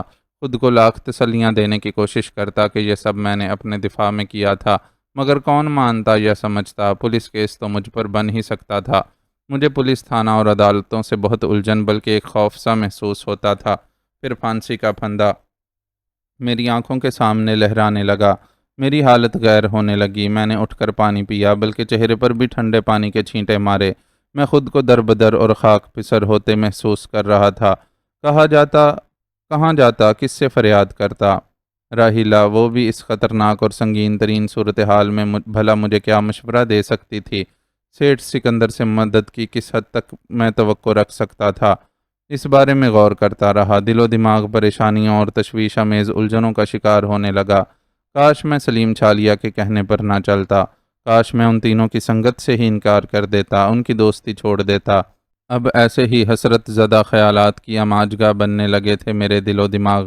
یہ نہ ہوتا، وہ نہ ہوتا، مگر جو ہونا تھا وہ تو ہو چکا تھا۔ وقت بیتا جا رہا تھا اور مجھے لمحہ بلمحہ یوں لگ رہا تھا جیسے پولیس کی گاڑیاں سائرن بجاتی ہوئی میرے پیچھے ہوں، جیسے ابھی پولیس کی بھاری جمعیت ایک خونی قاتل کو گرفتار کرنے کے لیے اس گھر میں ریڈ کرے گی اور مجھے گرفتار کر کے لے جائے گی۔ کافی دیر بیت چلی اور میں نے اپنے حواسوں پر قابو پانا شروع کر دیا، خود کو تسلی بھی دینے لگا۔ ماجا وغیرہ بھی کوئی دودھ کے دھلے ہوئے نہیں تھے، وہ بہرحال غلط راستوں پر چل نکلے تھے۔ میں انہیں نصیحت کرنے، انہیں سمجھانے کی پوزیشن میں بھلا کب تھا؟ سلیم انہیں پیسوں سے خرید کر اپنا اور باس اقبال کا زر خرید بنا چکا تھا۔ اسی سبب تو وہ دونوں یعنی ماجا لکڑ اور راجو بوری اس کے آگے دم ہلاتے تھے، اور یہی نہیں اس کے کہنے پر میرا خون کرنے پر بھی تلے بیٹھے تھے۔ اگر میں نے اپنے تحفظ میں یہ سب کچھ کیا تھا تو میرا کیا قصور تھا؟ تم میرے بھائی کے قاتل ہو سہراب، میں تمہیں کبھی معاف نہیں کروں گی۔ اچانک مجھے فوزیہ کی روتی سسکتی آواز سنائی دی۔ میرا دماغ پھر مختل ہونے لگا۔ کیا تم نہیں جانتے سہراب کے بھائی ماجد ہی ہم دونوں ماں بہنوں کا آخری سہارا تھے؟ اف، یہ کیا ہو گیا مجھ سے؟ میں نے کرب سے بڑبڑاتے ہوئے اپنا سر پکڑ لیا۔ میرا اندر پھر بلکنے لگا۔ فوزیہ کا حوالہ مجھے تڑپا رہا تھا۔ زندگی میں پہلی بار تو میں نے کسی کو اتنا چاہا تھا۔ اب کیا کرتا میں، جب فوزیہ کو یہ معلوم ہوتا کہ اس کے بھائی کا قاتل میں ہوں؟ میں لاکھ تعویلیں دیتا، ہر طرح کی توجیہات پیش کرتا، وہ مانتی؟ شاید نہیں، بلکہ میں نے تو اس سے وعدہ بھی کیا تھا کہ میں اس کے بھائی ماجد یعنی ماجھے کو غلط راستے پر جانے نہیں دوں گا، اور وہ میری اس بات سے کس قدر خوش اور مطمئن ہوئی تھی۔ یہ بھی اپنے دل کی گہرائیوں سے کہا تھا مجھ سے کہ سہراب، مجھے تم پر پورا بھروسہ ہے، اور میں نے کیا کر ڈالا تھا اس کے بھائی کے ساتھ؟ اس کا خون! اف میرے خدا، یہ کیا ہو گیا؟ فوزیہ کے حوالے سے بھی سوچ سوچ کر میرا دماغ پاگل ہونے لگا۔ مجھے یوں لگا جیسے میرا سب کچھ چھن گیا ہو۔ محبت جیسا سرمایہ مجھے نصیب ہوتے ہوتے رہ گیا تھا، اسے اگر پتہ چل گیا کہ اس کے بھائی، اس کے واحد سہارے کا قاتل میں ہی ہوں، تو اس کے دل پر کیا گزرے گی؟ وہ کس قدر مجھ سے نفرت کرنے لگے گی۔ میں نے اس کے اعتماد کو ٹھیس پہنچائی تھی۔ یہ سب کچھ اتنی تیزی سے ہوا تھا اور میری اپنی جان پر بنائی تھی کہ میں سنبھالا ہی نہ لے سکا تھا۔ اب میرے دل سے یہ دعا نکل رہی تھی کہ خدا کرے ماجا بچ جائے، میری چلائی ہوئی گولی نے اسے زیادہ گھائل نہ کیا ہو، لیکن میری چشم تصور سے وہ دلدوز منظر ہٹتا ہی نہیں تھا جب میں نے ماجے کے سینے میں گولی اتاری تھی اور وہ کرب انگیز انداز میں چیخ کر اپنا سینہ تھامے فرش بوس ہوا تھا۔ میں نے خود کو نارمل اور پرسکون رکھنے کی سعی کی اور سر دست یہی راہ سوجھی کہ کچھ بھی ہو، سیٹھ سکندر ہی اب اس نازک اور آڑے وقت میں میرے کام آ سکتا ہے۔ آخر میں بھی اس کے کام آیا ہوں، بلکہ آ رہا ہوں۔ اس گھر میں ہر طرح کی سہولت موجود تھی، ایک عدد ٹیلی فون بھی تھا۔ میں نے اسی وقت سیٹھ سکندر کے گھر کا نمبر ملا دیا اور اپنے حواس مجتمع کرنے لگا۔ دوسری جانب بیل جا رہی تھی۔ تیسری بیل پر ان کے کسی ملازم نے فون اٹھایا۔ صاحب تو سو رہے ہیں، آپ کون صاحب بول رہے ہیں؟ دوسری جانب سے اسی ملازم نے کہا۔ رات کے 11 بج رہے تھے۔ میں نے کہا انہیں بہت ضروری اطلاع دینی ہے، انہیں جگاؤ اور کہو کہ سہراب نے کچھ ضروری بات کرنی ہے۔ ملازم سوچ میں پڑ گیا۔ ممکن تھا کہ اسے میرے بارے میں کچھ علم نہ ہو۔ بولا یہ تو مشکل ہے، وہ ناراض ہو جائیں گے مجھ پر۔ آپ کل بات کیوں نہیں کر لیتے؟ میں نے آج ہی بات کرنی ہے، اور اگر تم نے انہیں نہ جگایا تو وہ اس بات پر بھی تم سے صبح سخت خفا ہو سکتے ہیں۔ آگے تمہاری مرضی۔ میں نے اس پر نفسیاتی حربہ آزمایا۔ بالآخر اس نے مجھے ہولڈ کرنے کو کہا اور میں ریسیور تھامے رہا۔ ہیلو سہراب، خیریت تو ہے نا؟ چند منٹوں بعد ہی سیٹھ سکندر کی دوسری جانب سے نیم غنودہ سی آواز ابھری۔ خیریت ہوتی تو اس وقت آپ کو ڈسٹرب کیوں کرتا سیٹھ صاحب؟ میں کچھ جھلا گیا۔ بولو نا پھر کیا مسئلہ ہے؟ مجھ سے شاید ایک قتل ہو گیا ہے، میں نے بتایا۔ کیا؟ دوسری طرف سے اس کی بری طرح چونکنے کی آواز ابھری۔ کس کا؟ کیوں؟ کیسے؟ وہ ہونک سا ہو کر رہ گیا اور میں نے اسے مختصر الفاظ میں ساری بات بتا دی۔ وہ یہ سن کر چند لہجے کے لیے سوچ میں پڑ گیا، پھر بولا سنو، ہو سکتا ہے وہ نہیں مرا ہو، خیر میں پتہ کر لوں گا، تم ابھی کچھ دن اسی مکان میں روپوش رہو۔ وہ تو ٹھیک ہے، لیکن میرے گھر والے میری غیر موجودگی میں پریشان ہوں گے۔ میں نے کہا میں محمود قریشی کو وہاں بھیج دوں گا، اس سے ان کی تسلی نہیں ہوگی، خاص کر میری ماں کی۔ تو پھر موقع نکال کر آدھی رات کو رازداری سے جا کر ملاؤ اور انہیں تسلی دو کہ دھیرے دھیرے سب ٹھیک ہو جائے گا، خرچے پانی کی وہ بالکل فکر نہ کریں۔ سیٹھ سکندر بولا میں بھی یہی سوچ رہا ہوں، لیکن خرچے پانی سے زیادہ میری ماں اور بہن کو میری فکر ہوگی۔ میں نے کہا تم انہیں تسلی دے دینا، اب کچھ دن تو ایسے ہی چلے گا، میں حالات سنبھالنے کی کوشش کرتا ہوں۔ میرا نہیں خیال کہ وہ لوگ پولیس کو مطلع کریں۔ ہو سکتا ہے، لیکن سیٹھ صاحب اب وہ کھل کر میرے دشمن بن چکے ہوں گے، میری ماں اور جوان بہن کو بھی نقصان پہنچا سکتے ہیں۔ میرے لہجے میں فکر و تشویش تھی۔ وہ بولا تم مجھے ذرا کچھ مہلت دو، میں کچھ کرتا ہوں۔ یہ کہہ کر سیٹھ سکندر نے رابطہ منقطع کر دیا۔ میں نے ریسیور رکھا اور سوچنے لگا کہ جب تک سیٹھ سکندر کچھ سوچے اور کرے مجھے اپنے گھر کی راہ لینی چاہیے۔ حالات اس نہج پر آ چکے تھے کہ مجھے ماں اور راحیلہ کو خود جا کر تسلی دینا تھی۔ یہ بھی خیال آتا کہ کہیں ایسا نہ ہو کہ میں وہاں پہنچوں اور پولیس میری تلاش میں وہاں چھاپا مار دے۔ پھر سیٹھ سکندر کی بات یاد آئی۔ اس کا خیال تھا کہ ہو سکتا ہے کہ پولیس کو وہ اتنی جلدی خبر نہ دیں۔ پھر ابھی یہ بھی نہیں معلوم کہ ماجا لکڑ زندہ تھا یا نہیں۔ میرا خیال یہی تھا کہ وہ نہیں بچا ہوگا۔ میرے پستول سے نکلی ہوئی گولی نے اس کا سینہ چاٹ لیا تھا۔ رات کا 1 بج گیا۔ مجھے ماں کی زیادہ فکر ہو رہی تھی۔ بیچاری نے زندگی میں دکھ ہی اٹھائے تھے۔ پہلے سخت مزاج شوہر کو برداشت کرتی رہی اور اب میں اسے ستا رہا تھا۔ مجھے رونا آ گیا۔ میں نے خود پر قابو پایا۔ اس طرح رونے دھونے سے کچھ نہیں ہونے والا تھا۔ مجھے حالات کا جوان مردی سے مقابلہ کرنا تھا۔ میں نکلا اور اپنی بائک پر سوار رات کی گپ تاریکی میں اپنے گھر کی جانب روانہ ہو گیا۔ قریب پہنچ کر میں نے بائک احتیاط کے پیش نظر گھر سے دور تاریک گوشے میں کھڑی کر دی اور خود تیز تیز قدموں اور محتاط روی کے ساتھ اپنے گھر والی گلی کی جانب بڑھنے لگا۔ رہ رہ کر میرے دل و دماغ میں یہی خیال آ رہا تھا کہ میرے گھر کے پاس لوگوں کا ہجوم ہوگا، پولیس کی گاڑی بھی کھڑی ہو سکتی ہے، محلے کے لوگ شور مچا رہے ہوں گے، ہائے سہراب نے قتل کر دیا، پولیس آ گئی وغیرہ۔ لیکن جب میں گھر والی گلی میں داخل ہوا تو وہاں حسب سابق سناٹے کے سوا کچھ نہ تھا۔ دل کو ذرا حوصلہ ہوا، دماغ میں سوچنے کے لیے تھوڑی بشاشت جاگی۔ پرے کہیں چوکیدار کی روایتی سی آواز گونج رہی تھی، جاگتے رہنا۔ میں ہی جاگ رہا تھا، شاید سب سو رہے تھے۔ میں اپنے گھر کے دروازے پر پہنچا اور ہلکے سے دستک دی۔ وہ دونوں اندر میری ہی منتظر تھیں۔ شاید جھٹ سے دروازہ کھلا۔ ماں کا متورم چہرہ اور پھر اس کے عقب میں راحیلہ کا متوحش چہرہ دکھائی دیا۔ میں انہیں بولنے سے منع کرنے کا اشارہ کرتے ہوئے جلدی سے اندر داخل ہوا اور عقب میں دروازہ بند کر دیا، پھر دونوں کو اپنے بازوؤں کے سائے تلے لے کر کوٹھڑی میں آ گیا۔ وہ دونوں میرے اس پراسرار سے انداز اور میری حیت قضائی پر مزید ہراساں نظر آنے لگیں، بلکہ ماں نے تو رونا شروع کر دیا۔ ماں رو مت، اور تم دونوں میری بات غور سے سنو، میں ایک مصیبت میں پھنس گیا ہوں، کچھ دنوں کے لیے باہر رہوں گا، تم پریشان مت ہونا، گھر کا چولہا جلتا رہے گا، بس کچھ ہی دنوں کی بات ہے اور سب ٹھیک ہو جائے گا۔ وہ دونوں بھلا میری تسلیوں میں کب آنے والی تھیں؟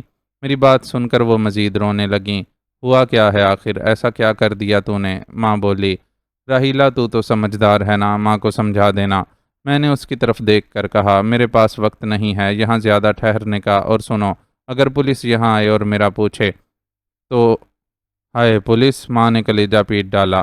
ماں چپ کر جا، میں خود بہت پریشان ہوں، میں نے جھلا کر کہا۔ راہیلہ پر کپ کپی تاری تھی۔ میں نے اس سے کہا، راہیلہ، ماں کو اب تو نے سنبھالنا ہے، پولیس آئے تو میرے بارے میں کچھ نہیں بتانا، یہ بھی نہیں کہ میں آیا تھا، میں وعدہ کرتا ہوں صورتحال چند ہی دنوں میں سنبھال لوں گا۔ میرے پاس واقعی وقت نہ تھا، میں ان دونوں کو حیران پریشان چھوڑ کر چلا آیا، سیٹھ والے گھر پہنچا اور ذرا سکون لینے کی غرض سے بیڈ پر لیٹ گیا، مگر سکون کہاں ملنا تھا، کروٹیں بدلتا رہا۔ کبھی لگتا پولیس یہاں بھی کسی وقت چھاپا مار سکتی ہے، دل کو خوف سا گھیرنے لگا۔ حالانکہ میں نے اپنے تینوں ساتھیوں کے ساتھ مل کر بڑے دنگے فساد کیے تھے کالج میں، اور بتے کی وصولیوں کے سلسلے میں مار کٹائی بھی ہوتی، ہلکے پھلکے پولیس کیس بھی بنتے، مگر آج اور بات تھی۔ وجہ یہی تھی کہ متنفر قرار پایا تھا، تنظیم میری دشمن بن چکی تھی، میں ان کے ایک آدمی بلکہ اپنے ہی آدمی کو ہلاک کر چکا تھا۔ آج آ کر سیٹھ سکندر ہی تھا، میں سوچتا وہ بھی کیا کر سکتا تھا، وہ تو خود میری مخبری کے سہارے جیتا بنا ہوا تھا۔ لیکن نہیں، سیٹھ سکندر کے پاس دولت کی طاقت تھی، اور فی زمانہ یہی طاقت سب پر حاوی تھی۔ میں خود کو تسلیاں دینے لگا، سیٹھ سکندر کی بات یاد تھی مجھے، میں تمہیں ضائع جانے نہیں دوں گا سہراب، تم میرے ایک جاں نثار اور جاں باز آدمی ہو، تم نے میری جان ہی نہیں میری املاک کو بھی ایک بڑے نقصان سے بچایا ہے۔ مجھے تسلی ہونے لگی، نہ جانے پھر رات کے کس پہر میری آنکھ لگ گئی، اچانک ایک دھماکہ ہوا اور میری آنکھ کھل گئی، پولیس گھر کا دروازہ توڑ کر اندر داخل ہو گئی تھی۔ خبردار ہلنے کی کوشش بھی نہ کرنا۔ پولیس کی بھاری جمعیت میں ایک قداور پولیس انسپکٹر نے مجھ پر پستول تان کر تحکمانہ درستی سے کہا، اور میں بت بن گیا۔ دو پولیس والے میری جانب ہتھکڑیاں لے کر بڑھے، میں جانتا تھا کہ پولیس کی حراست میں جانے کا مطلب تختہ دار پر چڑھنے کے مترادف تھا۔ تبھی پھر اچانک نہ جانے کہاں سے میرے اندر اتنی ہمت اود کر آئی، تنظیم کی تربیت یہاں میرے کام آئی۔ میں نے نہایت بجلی کی سی تیزی کے ساتھ حرکت کی اور پولیس کا گھیرا توڑ کر بھاگا۔ پولیس نے فائر کیے، لیکن میں گھر سے باہر نکل جانے میں کامیاب ہو گیا، مگر دوسرے ہی لمحے ٹھٹک کر رکنا پڑا۔ سامنے پولیس کی 3-4 گاڑیاں کھڑی تھیں، اور وہاں بھی پولیس کی بھاری نفری گنے تانے پوزیشن سنبھالے موجود تھی۔ میں نے ان کی بھی پرواہ نہ کی اور دیوانہ وار ایک طرف کو دوڑتا چلا گیا۔ عقب میں یک بیک گولیوں کی دھنا دھن ابری، اور مجھے یوں لگا جیسے میرا پورا جسم مکھیوں کا چھتا بن گیا ہو۔ میں گرا اور میرے حلق سے چیخ نکل گئی۔ میں بیڈ پر بیٹھا گہرے گہرے سانس لے رہا تھا، میری آنکھ کھل چکی تھی، یوں لگا جیسے میں نے لمبی مسافتیں دوڑ کر طے کی ہوں۔ اوہ میرے خدا، یہ خواب تھا، ایک بھیانک خواب۔ میں بڑبڑایا، میری دھونکنی کی طرح چلتی سانسیں معمول پر آنے لگیں۔ صبح ہو چکی تھی، کہیں سے دن کی روشنی اندر کمرے میں پڑ رہی تھی۔ میں اٹھا، ہر سو خاموشی کا راج تھا، جیسے کچھ ہوا ہی نہ ہو، اور ہر دن کی طرح یہ بھی کوئی معمول کا دن ہو۔ باہر نکلوں اور آزادی سے گھوموں پھروں، کھاؤں پیوں، لیکن نہیں، اب آزادی کہاں رہی تھی، اب تو سائے سے بھی چھپنا اور ڈرنا پڑ رہا تھا۔ سہراب، ہمت پکڑ، اس طرح ڈرتا رہے گا تو مارا جائے گا، مت بھول کہ تو اس وقت جرائم پیشہ افراد کے پھیلائے ہوئے مکڑی کے جال میں پھنس چکا ہے۔ اچانک کوئی میرے اندر سے بولا، تو نے جو کچھ بھی کیا وہ اپنے تحفظ کے لیے کیا تھا، تو غلط راستوں کا مسافر نہیں تھا، اسے چھوڑنا چاہتا تھا، لیکن بات اتنی سی ہے کہ تجھے موقع نہیں ملا۔ اپنے اندر کی آوازیں سن کر میرے دل کو پہلی بار ذرا ڈھارس ہونے لگی۔ میں نے جان بوجھ کر کچھ بھی تو نہیں کیا تھا، میں تو ماجے اور راجو کو بھی راہ راست پر لانے کے لیے کسی موقع کی تلاش میں تھا، اور پھر وہ تینوں میری جان کے دشمن بن گئے تھے، مجھے بلا کر دھوکے سے ہلاک کرنا چاہتے تھے۔ میں ایک نئی ہمت اور حوصلے سے اٹھا، کھڑکی سے باہر جھانکا، دھوپ نکلی ہوئی تھی، منظر صاف تھا، دور سڑک پر معمول کی ٹریفک جاری تھی، چند لوگ بھی آتے جاتے دکھائی دیے، سب کچھ حسب سابق اور حسب معمول ہی نظر آ رہا تھا۔ میں نے کچن میں جا کر چائے بنائی، بریڈ فریج میں رکھی تھی اور انڈے بھی، اس کے بعد غسل کیا، پھر ناشتہ کرنے بیٹھ گیا۔ وقت گزرا تو دل و دماغ کو سکون ملا۔ اچانک دروازے کی گھنٹی بجی، میں چونکا، پھر دروازہ کھولنے کو لپکا، لیکن پہلے جھری سے باہر دیکھنا ضروری تھا۔ باہر محمود قریشی کھڑا تھا، اسے دروازے پر دیکھ کر مجھے ڈھارس ہوئی، اور میں نے ایک دم دروازہ کھول کر اسے اندر کر لیا۔ میں نے دیکھا اس کے چہرے پر بھی پریشانی کے آثار تھے۔ دروازہ جلدی سے بند کر کے میں اسے کمرے میں لے آیا جہاں میں ناشتہ کر رہا تھا۔ وہ خاموشی سے کرسی پر بیٹھ گیا اور میں اس کے سامنے والی پر، پھر اسے چائے کا پوچھا۔ وہ بولا، اس کی ضرورت نہیں، تم نے معاملہ گمبھیر کر ڈالا۔ کیا مطلب؟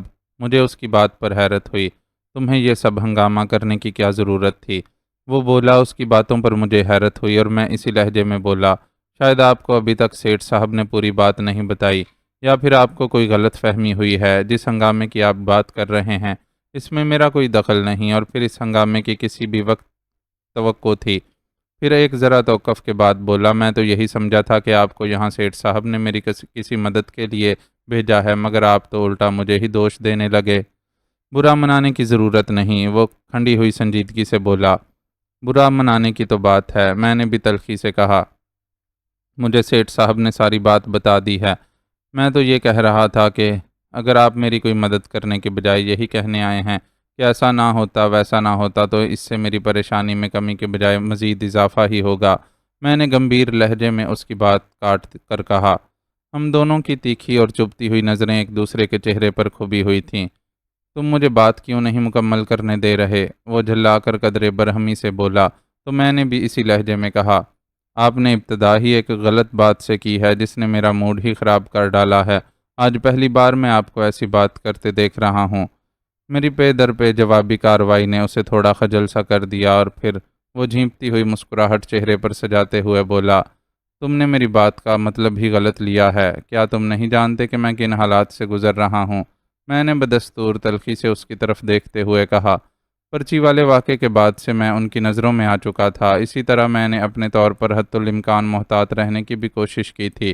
یہی وجہ تھی کہ مجھے اپنی بائک پر ان کے لگائے ہوئے ٹریکر کا بھی پتہ چلا، لیکن کب تک؟ بالآخر انہوں نے نہ جانے کس طرح میری اور سیٹھ صاحب کی ٹیلی فون پر ہونے والی گفتگو کسی خفیہ مائک کے ذریعے ریکارڈ کر لی، اور مجھے پورا یقین ہے یہ کام اس کے گھر کے بھیدی سجاد بیگ نے کیا ہوگا۔ میں ان کے ہاتھوں مرتے مرتے بچا ہوں۔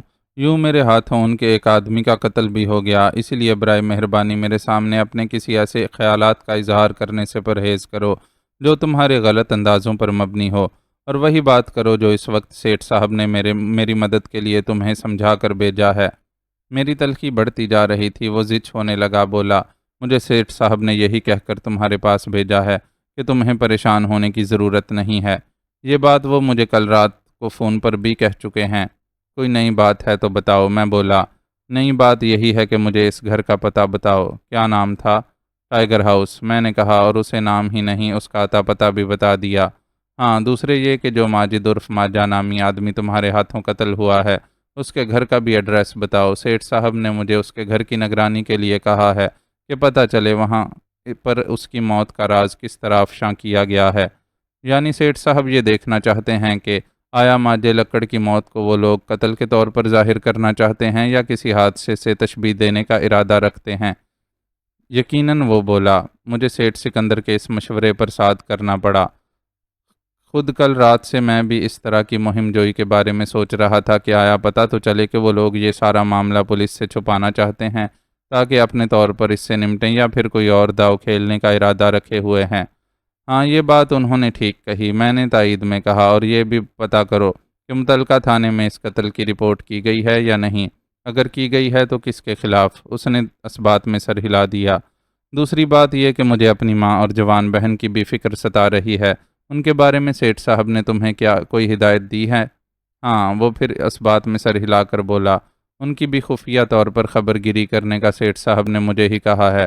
میری بھانپتی ہوئی نظروں نے اس کے چہرے سے ہی نہیں بلکہ لہجے سے بھی نمایاں طور پر محسوس کیا تھا کہ وہ تنگ اور بیزار سا ہو رہا تھا۔ ایسے میں بھلا وہ اس طرح کی اہم اور حساس ذمہ داری کیسے پوری کر سکتا تھا؟ بہرکیف میں نے تو اس بارے میں کچھ نہیں کہا، البتہ اسے ماجے لکڑ کے گھر کا بھی پتہ بتا دیا۔ جب وہ رخصت ہونے لگا تو میں نے ایک احتیاط کے پیش نظر اس سے کہا، ہو سکتا ہے تمہیں راجو بوری یا سلیم چھالیا پہچان لیں۔ اس خدشے کے بارے میں تمہارا کیا خیال ہے؟ کیونکہ فیکٹری میں بھی تمہیں گھلے ملے رہنا پڑتا ہے۔ سلیم چھالیا نہیں تو کم از کم راجو تمہیں پہچان ہی لے گا۔ میں نے اس کا بندوبست کر رکھا ہے، وہ بولا۔ وہ کیا؟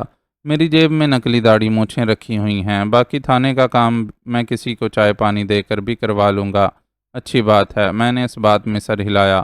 وہ جانے لگا تو میں دروازے تک اس کے ساتھ آیا تاکہ اس کے جاتے ہی دروازہ بند کر دوں، لیکن دروازے پر پہنچ کر وہ رکا اور مجھ سے معذرت خواہانہ لہجے میں بولا، سیٹھ صاحب میرے محسن ہیں، انہیں خطرے میں اور پریشان دیکھ کر میں بھی فکر مند ہونے لگتا ہوں۔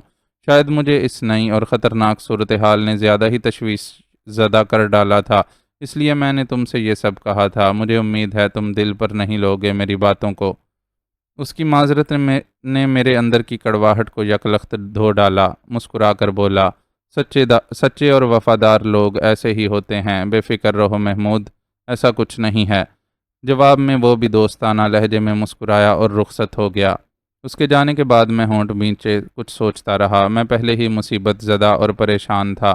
اس نے الٹی سیدھی اور غیر متعلقہ باتیں کر کے میرا موڈ مزید خراب کر ڈالا تھا۔ یوں میں نے سوچا کہ اس سلسلے میں سیٹھ سکندر سے اس کی شکایت کروں، لیکن پھر ارادہ بدل دیا۔ ہر آدمی کے اندر کوئی نہ کوئی ٹیڑھ ہوتی ہے، ہر کسی کی شکایت کرنے بیٹھ گئے تو بندہ خود ہی خجل ہو جاتا ہے۔ محمود سیٹھ سکندر کا آدمی تھا اور میں نہیں جانتا تھا کہ وہ ان کا کتنا دلارا تھا، تاہم آخر میں اس کی معذرت نے مجھے بھی مطمئن کر دیا تھا۔ دیکھنا اب یہ تھا کہ محمود کو جو کام سیٹھ سکندر نے سونپ رکھا تھا وہ آیا کامیابی سے انجام دیتا ہے یا پھر۔ اچانک میرے ذہن میں ایک جھماکا سا ہوا، اگر یہی کام میں خود بھی کر پاؤں تو کیا برا تھا، تسلی بھی ہو جاتی اور حالات سے بھی آگاہی رہتی، یوں میں بہتر طریقے سے آئندہ کوئی احسن اقدام اٹھانے کے قابل بھی ہوتا۔ مسئلہ یہ تھا کہ میرے پاس بھیس بھرنے کے لیے کچھ بھی نہ تھا، ہاتھ پہ ہاتھ دھرے بیٹھے رہنا مجھ سے ہو نہیں پا رہا تھا۔ خالی اور اکیلا بیٹھے بیٹھے دل و دماغ الجھن اور پریشانیوں کی اماجگاہ بنے رہتے ہیں۔ مجھے کچھ کرنا چاہیے، مگر کیا کرتا اور کیسے کرتا یہ سمجھ میں نہ آ رہا تھا۔ اب اس کا یہی حل تھا کہ محمود کی واپسی کا انتظار کیا جاتا کہ وہ کیا خبر لاتا ہے۔ اس نے جاتے وقت مجھ سے کہا تھا کہ وہ دوبارہ آئے گا۔ ایسی صورت میں میرے پاس اب اس کا انتظار کرنے کے سوا کوئی چارہ بھی نہ تھا۔ کھانے پینے کا سامان گھر میں موجود تھا، لیکن کچھ جی نہیں کر رہا تھا بنانے کو۔ ناشتہ بھی چاروں ناچار ہی کیا تھا، البتہ چائے اور سگریٹ کی طلب محسوس ہونے لگی تھی۔ چائے کا سامان تو تھا مگر سگریٹ نہ تھے۔ مجھے رہ رہ کر فوزیہ کا خیال آ رہا تھا، اپنی بہن راحیلہ اور ماں کی فکر ستا رہی تھی۔ دل میں یہی دعا بھی کرتا جا رہا تھا کہ محمود کوئی اچھی خبر لائے، یہ بھی کہ ماجہ ہلاک نہیں ہوا بلکہ زخمی ہوا ہے اور اس کی زندگی بچ گئی ہے۔ میں نے چائے بنائی، چائے پینے کے بعد سگریٹ کی طلب اور بڑھ گئی۔ مجھ سے رہا نہ گیا، میں گھر سے باہر نکل آیا، لاک لگایا، چہار اطراف دیکھا، سب کچھ معمول کے مطابق تھا۔ میں تیز تیز قدموں سے قریب موجود ایک پان سگریٹ کے کیبن سے اپنے برانڈ کے 2 پیکٹ خرید لایا اور فوراً گھر کی راہ لی۔ میں سگریٹ پر سگریٹ پھونکتا رہا، دوپہر ہو گئی، کھانے کو کچھ جی نہیں چاہا، بس بار بار چائے ہی بنا کر پیتا رہا۔ چائے اور سگریٹ کی کثرت سے مجھے حلق اور سینے میں جلن کا احساس بھی ہوتا رہا۔ پھر دوپہر سے سپہر ہوئی اور شام جھک آئی، لیکن محمود نہیں لوٹا۔ دل و دماغ پھر بے چین ہو گئے تو سوچا سیٹھ سکندر کو ہی فون کر کے حال معلوم کر لوں۔ ہو سکتا ہے محمود میری جلی کٹی باتیں سن کر یہاں آنے کی بجائے سیٹھ سکندر کی طرف ہی چلا گیا ہو، مگر پھر یہ بھی خیال آیا کہ اگر ایسا ہوتا تو سیٹھ سکندر مجھے ضرور فون کر کے تازہ صورتحال کے بارے میں بتاتا۔ شام کے بعد جب رات جھک آئی اور میں ابھی سیٹھ سکندر کو فون کرنے کے ارادے سے اٹھا ہی تھا کہ اچانک دروازے پر دستک ہوئی۔ میرا دل زور سے دھڑکا، دستک کی آواز گویا میرے دماغ پر ہتھوڑے کی طرح لگی تھی اور میں فوراً دروازے کی طرف لپکا تھا۔ پہلے جھری سے میں نے باہر جھانکا، محمود ہی کھڑا تھا۔ میں نے دروازہ کھول دیا، وہ اندر آ گیا اور سیدھا کمرے کا رخ کیا۔ دروازہ بند کر کے میں بھی اندر آ گیا۔ بہت بری خبریں ہیں، وہ بولا۔ اس نے کرسی سنبھال لی تھی، میں کھڑا اس کی طرف تکتا رہا۔ میرا دل وسوسوں تلے بری طرح دھڑک رہا تھا۔ ماجہ لکڑ مر چکا ہے۔ ماجے کی ماں جوان بیٹے کا صدمہ نہ جھیل سکی اور جان سے چلی گئی۔ ماجے کی بہن ہے کوئی فوزیہ، اس نے متعلقہ تھانے میں تمہارے خلاف رپورٹ لکھوا دی ہے اور میرے خدا، بے اختیار صدمے کی شدت تلے میرے منہ سے برآمد ہوا اور مجھے چکر سا آ گیا۔ محمود رک کر یکدم مجھے سنبھالنے کو لپکا اور سہارا دے کر کرسی پر بٹھا دیا۔ حوصلہ رکھو، اب یہ سب تو برداشت کرنا پڑے گا۔ حالات ہی ایسے ہو چکے ہیں کہ ان کا جوان مردی سے ہی سامنا کیا جا سکتا ہے۔ وہ اپنے تئیں مجھے تسلیاں دیے جا رہا تھا۔ اسے کیا معلوم تھا کہ فوزیہ میرے لیے کیا تھی؟ میں نے اس سے کیا وعدہ کر رکھا تھا؟ ماجے کے ہلاک ہونے کا الگ دکھ تھا مجھے، اس پر اس کی ماں بھی بیچاری صدمے سے مر گئی اور فوزیہ دنیا میں تنہا رہ گئی۔ یہی نہیں، اس نے میرے خلاف پرچہ بھی کٹوا دیا تھا۔ اب بقول محمود کے پولیس مجھے ڈھونڈتی پھر رہی تھی۔ آگے بتاتے رہو محمود، میں نے جیسے ہانپتی ہوئی آواز میں کہا۔ پولیس کے ہتھے آلائے قتل بھی لگ چکا ہے، وہ آگے بتانے لگا۔ تمہارے گھر بھی چھاپا مارا ہے پولیس نے اور تمہاری ماں اور بہن راحیلہ کو پولیس تھانے لے گئی ہے۔ باقی کے انکشافات بھی روح فرسا تھے۔ میں نے اپنا سر پکڑ لیا، ایک ساتھ کئی مصیبتیں گلے آن پڑی تھیں۔ اب مجھے خیال آ رہا تھا کہ صرف مثبت سوچ ہی کافی نہیں ہوتی، اس پر عمل کرنا بھی لازمی ہوتا ہے۔ سلیم چھالیا سے پیسے لے کر میں عیاشیاں کرتا رہا تھا، فیکٹری میں بھی ملازمت کی سختیاں نرمی سے گزار رہا تھا۔ سلیم بلکہ تنظیم کے مزے بھی لیے اور انہی کے کہنے پر چوریاں کیں، بتے لیے اور دنگے بھی کیے۔ دل سے میں نے کچھ بھی نہیں کیا، یہی سوچتا رہا کہ یہ سب غلط ہے، مگر غلط پر عمل بھی کرتا رہا۔ آج مجھے ان سب باتوں کا خمیازہ بھی بھگتنا پڑ رہا تھا۔ یہی نہیں، میرے ساتھ 2 گھر تباہی کے دہانے پر پہنچ چکے تھے۔ فوزیہ کا گھرانہ تو بالکل ہی برباد ہو کر رہ گیا تھا، باقی بچا تھا میرا گھر، تو وہ بھی کب محفوظ رہا تھا۔ راحیلہ اور ماں کو تھانے پہنچانے کا سن کر میری رگوں پہ میں دوڑتے لہو نے جوش غیرت مارا تھا، مگر میں کیا کر سکتا تھا؟ میں تو خود سر چھپائے بیٹھا تھا۔ مجھے اپنا دماغ گھومتا اور پورا وجود سن ہوتا محسوس ہونے لگا۔ سوچنے سمجھنے کی صلاحیت جیسے مفقود ہونے لگی تھی۔ یہ ساری شرارت بھی انہی لوگوں کی ہو سکتی ہے جنہوں نے یہ گل کھلایا تھا۔ محمود میرے اندرونی بونچال سے بے خبر بولتا رہا۔ اس کا تو مجھے بھی اندازہ تھا۔ میں نے اپنے حواسوں پر قابو پاتے ہوئے اس سے پوچھا، پولیس نے ماجد لکڑ کی لاش کہاں سے برآمد کی؟ میرے سوال پر وہ تلخی سے مسکرایا۔ تمہارا کیا خیال ہے پولیس کو ان لوگوں نے ٹائیگر ہاؤس بلایا ہوگا؟ ہرگز نہیں، وہ تو ان کا اڈا ہے۔ ماجد کی لاش تمہارے ہی محلے کے روڈ کے کنارے پائی گئی ہے اور پستول بھی وہیں موجود تھا جس پر تمہارے فنگر پرنٹس تھے۔ پولیس کو سلیم چھالیا اور راجو بوری نے یہی بیان دیا ہے کہ تمہارا اور ماجد کا کسی بات پر جھگڑا ہو گیا تھا جس پر تم نے اشتعال میں آ کر اسے گولی مار دی اور پھر خوف زدہ ہو گئے۔ اس کے بعد پستول بھی وہیں پھینک کر بھاگ نکلے۔ سچ اور جھوٹ کو ملا کر میرے خلاف بڑی خطرناک چال چلی گئی تھی۔ خود کو بھی انہوں نے صاف بچا لیا تھا۔ اب تمہارے فرار یا روپوشی نے اس کیس کو تمہارے خلاف اور بھی مضبوط بنا دیا ہے۔ محمود کہتا جا رہا تھا، تب ہی میں نے اس سے کہا، سیٹھ صاحب کو تم نے یہ سب بتا دیا ہے؟ ہاں، اس نے اس بات میں سر ہلایا۔ وہ کیا کہتے ہیں؟ یہی کہ تمہیں فوراً خود کو پولیس کے حوالے کر دینا چاہیے اور تمہیں عدالت کا سامنا بھی کرنا ہوگا۔ وہ تمہارے لیے کسی اچھے وکیل کا بندوبست کر دیں گے۔ میں خود کو پولیس کے حوالے کر دوں؟ مجھے محمود کی بات پر جیسے یقین ہی نہ آیا۔ تو اور کیا کرو گے؟ کب تک پولیس سے بھاگتے رہو گے؟ تمہاری ماں اور بہن بھی تھانے میں ہیں، پولیس انہیں ستاتی رہے گی، ان کی زندگی اجیرن کر دے گی۔ محمود نے بے رحمی سے کہا۔ میری سانسیں پھر تیزی سے چلنے لگیں۔ اس کا کہنا کچھ غلط بھی نہ تھا۔ میں نے بچوں والے تسلی طلب لہجے میں محمود سے کہا، کیا تمہیں، میرا مطلب ہے سیٹھ صاحب کو پورا یقین ہے کہ اس طرح یہ سنگین معاملہ سنبھل جائے گا؟ اس سے پہلے کہ محمود جواب میں کچھ کہتا، اچانک فون کی گھنٹی بج اٹھی۔ سیٹھ صاحب کا فون ہوگا، وہ بھی تم سے یہی کہنا چاہتے ہوں گے۔ کہتے ہوئے محمود اپنی جگہ سے اٹھا اور فون کی جانب بڑھا، پھر ریسیور کان سے لگا کر ہیلو کہا اور پھر دوسری جانب سے شاید سیٹھ صاحب ہی کی آواز سن کر مؤدبانہ بولا، جی سیٹھ صاحب، میں یہاں آ چکا ہوں اور ساری بات سہراب کو بتا دی ہے۔ جی بہت بہتر، آپ بھی بات کر لیں تو ٹھیک رہے گا۔ کہتے ہوئے محمود نے میری جانب ریسیور بڑھاتے ہوئے کہا، لو، سیٹھ صاحب لائن پر ہیں اور تم سے بات کرنا چاہتے ہیں۔ میں نے ہاتھ کی لرزش پر قابو پاتے ہوئے ریسیور اس کے ہاتھ سے لیا اور ہیلو کہا تو دوسری جانب سے سیٹھ صاحب نے بھی وہی کچھ کہا جو ابھی کچھ دیر پہلے محمود بھی مجھ سے کہہ چکا تھا، اور اگر ہم کیس ہار گئے تو وہ لوگ بہت اثر و رسوخ والے ہیں سیٹھ صاحب۔ میں نے ان کی ساری بات سننے کے بعد کہا، تم فکر کیوں کرتے ہو، ہم بھی کم نہیں ہیں۔ میں تمہارے لیے شہر کے سب سے بڑے وکیل کی خدمات لوں گا۔ تم بھی کچھ مت چھپانا، بس سب کے نام لینا، خواہ میرے سالے سجاد بیگ کا بھی نام تمہیں لینا پڑے تو کوئی مذائقہ نہیں۔ سیٹھ صاحب نے مجھے جوش بھری تسلی دینے کے انداز میں کہا اور ایک لہجہ ٹھہر کر دوبارہ بولے، دیکھو، اس طرح تمہاری روپوشی اور فرار پولیس کے شبہ کی تصدیق کرنے کے مترادف ہوگا۔ میرے ذہن میں ایک خیال یہ بھی آیا کہ اس طرح شاید فوزیہ کا دل بھی مجھ سے صاف ہو جائے جب ساری حقیقت کا اسے علم ہوگا، ورنہ پولیس کے ساتھ وہ بھی یہی سمجھتی رہے گی کہ واقعی میں نے اپنے تحفظ کی خاطر نہیں بلکہ اشتعال میں آ کر اس کے بھائی کا خون کیا تھا۔ ٹھیک ہے سیٹھ صاحب، مجھے منظور ہے۔ بالآخر میں نے ان کی بات پر صاد کر ڈالا، میں تمہیں کسی دھوکے میں نہیں رکھنا چاہتا سہراب، وہ آخر میں بولا۔ اس کی آواز نہ جانے کس جذبے تلے لرزنے لگی۔ میں جانتا ہوں کہ تم پر جو آفت آئی ہے اس کی وجہ میں ہی ہوں۔ یہ تمہاری میرے لیے قربانی کی اعلیٰ مثال ہے۔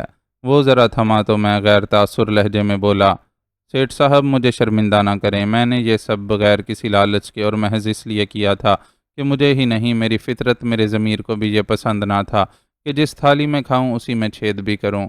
یہی تو تمہاری اعلیٰ ظرفی ہے جس سے ظاہر ہوتا ہے کہ تم کسی نسلی خاندان کے ہو۔ تم لاکھ برے سہی لیکن تم نے اپنے اندر کے انسان کو زندہ رکھا، پھر بھلا میں کیسے پیچھے ہٹ سکتا ہوں؟ وہ ایک دم بولے، دیکھو عین ممکن ہے کہ تھانے میں تمہیں ایسے افسر بھی ملیں جو انہی لوگوں کے راتب خور ہوں جنہوں نے تمہیں اس حال کو پہنچایا ہے۔ سر دست یوں سمجھ لو تم سے وہ اپنی مرضی کا بیان لینے کی کوشش کریں گے، مگر تم پر اعتماد رہنا، ذرا بھی خوف مت کھانا۔ میں تمہیں چند باتیں سمجھاتا ہوں جو تھانے میں تمہارے ساتھ کہی جا سکتی ہیں، اور تم نے کس طرح مستحکم رہتے ہوئے ان کا جواب دینا ہے۔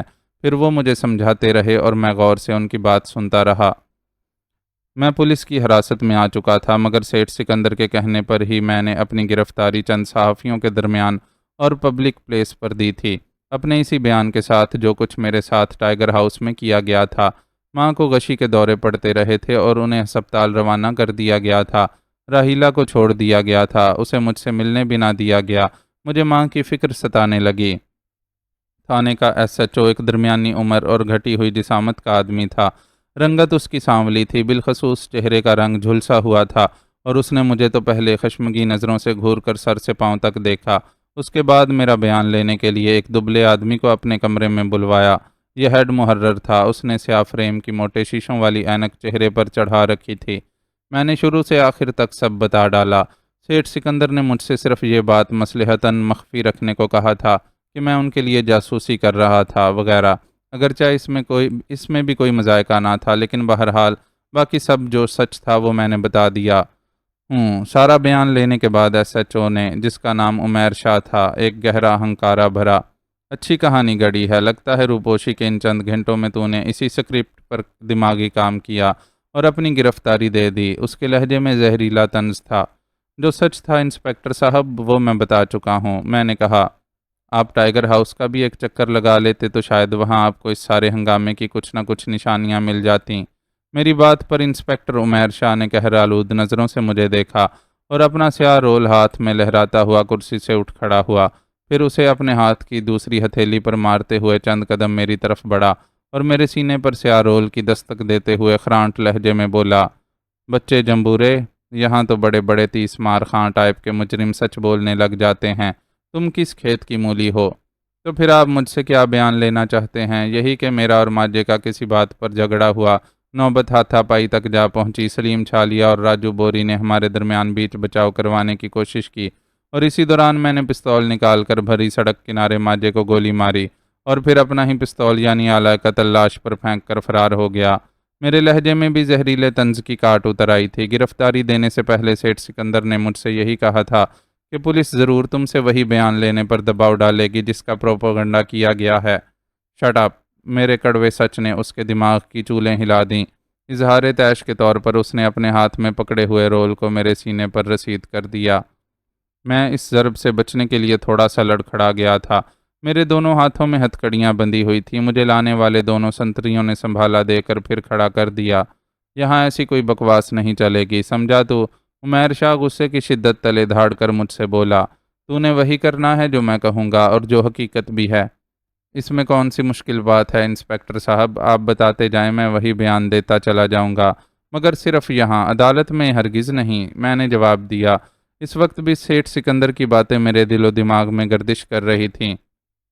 میری بات پر عمیر شاہ بری طرح بھنا گیا۔ اس کی آنکھوں میں ہی نہیں، خاکستری رنگت کے چہرے پر بھی طیش کی سرخی ابھری تھی۔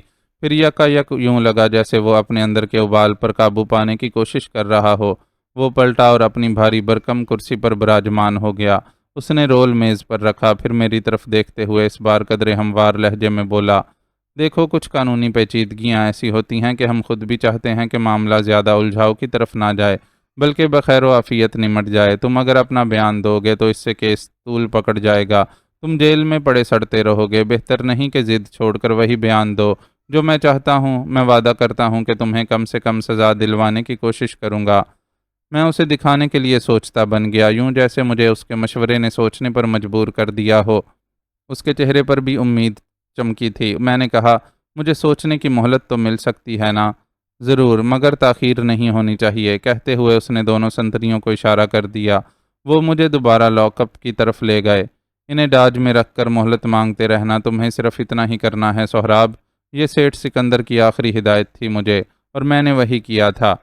تب ہی اسی مہلت کے دوران میں مجھے پتا چلا کہ کوئی سیاہ کوٹ والا سوٹڈ بوٹڈ اور روبدار شخص مجھ سے ملنے کے لیے آیا ہے۔ اس نے اپنا نام ایڈوکیٹ جلال الدین بتایا تھا اور کہا کہ سیٹھ سکندر نے اسے میرا مقدمہ لڑنے کے لیے بھیجا ہے۔ میں ایک دم خوش ہو گیا۔ سیٹھ سکندر وعدہ خوب نبھا رہا تھا۔ وہ میرا بیان اور مجھ سے وکالت نامے پر دستخط کروا کے چلتا بنا۔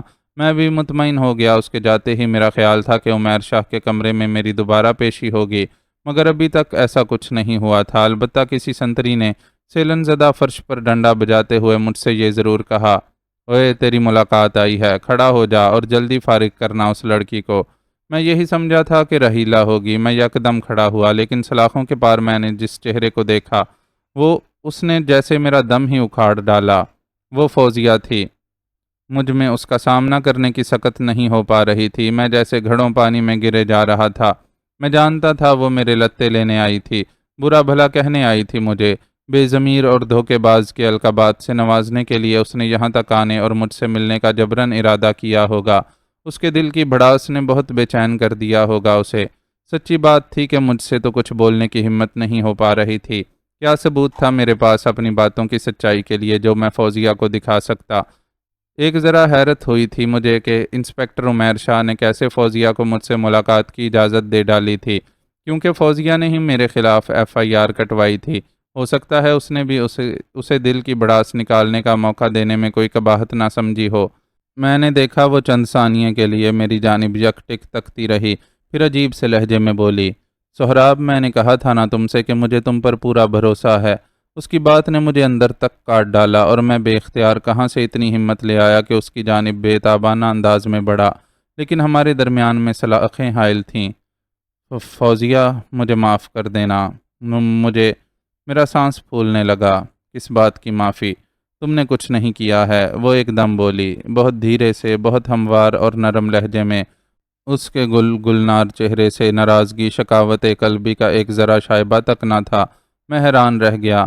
میں نے دیکھا اس نے ایک نگاہ کنکھیوں سے سنتری کی جانب دیکھا تھا جو تھوڑے قدموں کے فاصلے پر کسی اور قیدی سے بحث میں الجھا پڑا تھا۔ پھر وہ مجھ سے بولی، مجھے اب بھی تم پر پورا بھروسہ ہے سہراب۔ مجھے راحیلہ نے ساری حقیقت بتا ڈالی ہے، نیز تمہارا وہ پبلک بیان بھی جو تم نے اپنی شرطیہ گرفتاری پر دیا تھا۔ اگر راحیلہ پہلے ہی سے مجھے حقائق کے بارے میں نہ بتاتی تو میں کبھی بھی تمہارے اس بیان پر یقین نہ کرتی۔ وہ یہ سب کہتے ہوئے تھوڑا سا مسکرائی بھی تھی، ایسی مسکراہٹ جس میں زندگی تھی، پھولوں کی خوش رنگی تھی۔ یہی نہیں، اس کی باتیں سن کر میری آنکھیں پھٹی کی پھٹی رہ گئیں۔ مجھے یوں لگا جیسے میں کسی بلندی سے گرتے گرتے بچا ہوں اور اس بچ جانے کی مسرتیں سنبھالے نہیں سنبھال پا رہا۔ میرے اندر حالات دوراں کی ساری کثافتیں جیسے چھٹتی چلی گئیں۔ مجھے جیسے کوئی غم نہ رہا ہو، کوئی پریشانی، کوئی دکھ نہ رہا۔ محبت سنبھل گئی تو سمجھو سب سنبھل گیا۔ آج پتہ چلا محبت بھی کیسا بے بدل اور انمول سرمایہ حیات ہوتی ہے۔ سب تباہ ہو جائے مگر محبت کے صنم خانے پر ایک ذرا آنچ نہ آئے تو سب کچھ پا لیا۔ تو تم سچ کہہ رہی ہو نا فوزیہ؟ میں بالکل سچ کہہ رہی ہوں، وہ پورے اعتماد سے بولی۔ میرے پاس زیادہ وقت نہیں ہے، میں چالاکی سے یہاں تک پہنچی ہوں۔ کاش مجھے پہلے اندازہ ہو جاتا کہ یہ سب کچھ وہ نہیں ہے جو نظر آیا تھا مجھے، اسی لیے میں نے سلیم کے کہنے پر تمہارے خلاف FIR کٹوا دی۔ وہ اتنا کہہ کر ٹھہری تو سلیم چھالیا کے ذکر پر میں چونک پڑا۔ وہ پھر بولی، لیکن تم فکر نہ کرو سہراب، میں اور راحیلہ مل کر اس مسئلے کا بھی حل نکال لیں گے۔ میں تمہیں تسلی دینے کی غرض سے آئی تھی۔ مجھ سے پہلے تمہاری بہن راحیلہ نے بھی آنے کی کوشش کی تھی مگر اسے ملنے نہیں دیا گیا اور واپس لوٹا دیا گیا۔ میں چلتی ہوں فوزیہ، میں نے اسے پکارا، میں تم سے بہت محبت کرتا ہوں۔ کاش یہ سب نہ ہوا ہوتا۔ میں نے اس سے اظہار محبت بھی کر ڈالا اور تأسف بھی کیا۔ وہ دھیرے سے اسی طرح دکھ بھرے انداز میں مسکرائی اور بولی، میں جانتی ہوں تمہاری نگاہ شوق سے مجھے پہلے ہی اس بات کا اندازہ ہو چکا تھا۔ اور اسی وقت سنتری نے فرش پر ڈنڈا بجا کر بڑی کرخت آواز میں ملاقات ختم ہونے کا اعلان کیا۔ فوزیہ لوٹنے لگی تو میں نے اسے مختصر الفاظ میں سیٹھ سکندر اور وکیل ایڈوکیٹ جلال الدین کے بارے میں بتا دیا، اور یہی باتیں جو فوزیہ نے کہی تھیں مجھ سے میں نے انہیں بھی بتانے کا مشورہ دیا۔ فوزیہ چلی گئی تو مجھے یوں لگا جیسے میرے دل و دماغ کا وہ سارا بھار اپنے اوپر لاد کے چلی گئی ہو۔ میں خود کو ہلکا پھلکا محسوس کرنے لگا۔ ایک بوجھ تھا میرے دل و دماغ پر، وہ جیسے فوزیہ نے ہی یہاں آ کر اتار پھینکا تھا۔ کہاں تو میں نہ جانے کیسے کیسے وسوسوں میں پڑا ہوا تھا کہ فوزیہ مجھ سے سخت متنفر ہو جائے گی، لیکن کہتے ہیں نا کہ سانچ کو آنچ نہیں، سچ چھپ نہ سکا اور جھوٹ بھی آشکار ہو گیا۔ میں سمجھتا تھا کہ یہ مجھے اللہ نے میری سچی نیت کا پھل عطا کیا تھا، اب میں سمجھتا تھا کہ صورتحال اتنی سنگین نہیں رہی تھی۔ ساتھ ہی میں رحیلہ کا بھی ممنون تھا کہ اس نے فوزیہ کو پورے صدقے دل کے ساتھ سچ بتانے اور سمجھانے کی کوشش کی تھی۔ نہ صرف یہ بلکہ وہ اب فوزیہ کے ساتھ مل کر میری مدد کے لیے بھی کمر بستہ ہو چکی تھی۔ اماں کا نہ جانے کیا حال تھا، اس کا مجھے علم نہ تھا۔ ضرور اس بیچاری علم نصیب کو بھی تسلی ہو گئی ہو۔ ان سب باتوں پر غور کرتے ہوئے مجھے اب ایک نئی فکر بھی لگ گئی تھی، اور وہ تھی سلیم چھالیا۔ اس مردود شخص کی وجہ سے ہی میں آج اس حال کو پہنچا تھا۔ اگر اس بدبخت کو یہ حقیقت معلوم ہو جاتی کہ اس کی سازش پلٹا کھا چکی ہے، تو وہ کمینہ رحیلہ اور فوزیہ کو نقصان پہنچا سکتا تھا، یا وہ لوگ جو سلیم کے ساتھ منسلک تھے۔ اس خدشے نے مجھے پھر بے چین کر دیا۔ حالات اب بہتر ہونے کی امید پیدا ہو چلی تھی، تو ساتھ ہی خطرات بھی دامن گیر ہونے لگے تھے۔ اس راشی انسپکٹر عمیر شاہ سے لی گئی مہلت ختم ہونے لگی تھی۔ اس نے رات گئے پھر مجھے اپنے کمرے میں بلوا لیا۔ ہاں برخوردار، کیا فیصلہ کیا تم نے؟ اس نے معنی خیز مسکراہٹ سے میری طرف دیکھتے ہوئے پوچھا۔ مجھے اس کی مسکراہٹ بڑی زہر لگی، کیونکہ اس میں مجھے اس کی طمانینت محسوس ہوئی تھی کہ میں اب اس کی مرضی کا بیان دینے پر مجبور ہونے لگا ہوں۔ میں نے سیدھا جواب دینے سے مصلحتاً گریز کیا اور تعویل کرتے ہوئے بولا، انسپکٹر صاحب، میری یہ سمجھ میں نہیں آ رہا کہ اس جھوٹے بیان پر کہیں مجھے لمبی سزا نہ ہو جائے۔ قربان جاؤں تمہاری معصومیت کے، وہ کم بخت طنزیہ بولا۔ بیان کو جھوٹا بھی کہہ رہے ہو اور لمبی سزا کی بھی بات کر رہے ہو۔ جب میں تم سے کہہ رہا ہوں کہ میں تمہیں لمبی سزا سے بچانے کی پوری کوشش کروں گا، تو پھر کیا ڈر ہے؟ اور اگر آپ کامیاب نہ ہو سکے تو کیا ہوگا؟ میں نے بظاہر معصومیت سے کہا، آپ ایسا کیوں نہیں کر لیتے کہ مجھ پر فقط اتنا ہی کیس بنائیں جتنا کہ میں نے کیا؟ یعنی کہ یہ سارا واقعہ مجھے سوچی سمجھی منصوبہ بندی کے تحت دھوکے سے ٹائیگر ہاؤس میں گھیرنے کے بعد میرے اقدام قتل پر ہوا، اور میں نے محض اپنی جان کے تحفظ کے طور پر ماجے پر گولی چلا دی۔ یہ نہیں ہو سکتا، وہ سخت لہجے میں بولا۔ اس کے چہرے پر غصے کی سرخی آ گئی تھی۔ ظاہر ہے اسے یہ سچ کہاں قبول ہوتا۔ آگے بولا، مجھ پر بھروسہ رکھو اور میں وہی کروں گا جس کا میں تم سے وعدہ کر رہا ہوں۔ اس نے کہا۔ مجھے اس کے لہجے سے ہی منافقت اور مطلب براری کی بو آ رہی تھی۔ ٹھیک ہے، لیکن میرے دشمن یہ کب چاہیں گے کہ میری سزا میں تخفیف ہو؟ میں اس خراٹ افسر کو ادھر ادھر کی باتوں میں الجھانے لگا۔ مقصد یہی تھا کہ مہلت کے نام پر کچھ دن اور میں یہاں خیریت سے حوالات میں گزار لوں، جب تک پولیس ریمانڈ کی مدت ختم نہیں ہو جاتی۔ اگرچہ وہ بھی اس کی اہمیت سے آگاہ تھا۔ ان سے بھی قانون نمٹ لے گا، وہ بولا۔ حالانکہ میں جانتا تھا کہ وہ میرے ہی دشمنوں کا راتب خور ہے۔ میرا خیال ہے مجھے مزید مہلت کی ضرورت ہے، میں کوئی ایک فیصلہ نہیں کر پا رہا ہوں۔ وہ مجھے پرتعش نظروں سے گھورنے لگا، پھر اسی انداز میں بولا، لگتا ہے تمہارا دماغ اس وکیل نے خراب کر دیا ہے۔ یاد رکھو بچو، یہ کالے کوٹ والا وکیل بھی تمہارے لیے کچھ نہیں کر سکے گا۔ تاخیری حربے استعمال کرو گے تو نقصان اٹھاؤ گے۔ پھر بھی میں تمہیں کل صبح تک کی مہلت دیتا ہوں، اس نے آخر میں بھنائے ہوئے لہجے میں کہا، اور سنتری کو مجھے لے جانے کا اشارہ کر دیا۔ میں حوالات کی تاریک کوٹھڑی میں دیوار کے ساتھ لگا سوچوں میں گم تھا۔ نہ جانے کس پہر میری آنکھ لگ گئی۔ اگلے دن جاگا تو مجھے پتا چلا کہ انسپکٹر عمیر شاہ کہیں گیا ہوا ہے۔ شام گئے اس کی واپسی ہوئی۔ مزید 1 گھنٹہ خیریت اور بغیر کسی پیشی کے بیت گیا۔ پھر جب رات ہوئی تو اس نے مجھے اپنے کمرے میں بلوا لیا۔ وہ کرسی پر بڑے ٹھسے سے براجمان تھا۔ اس کے سامنے ایک اخبار رکھا ہوا تھا۔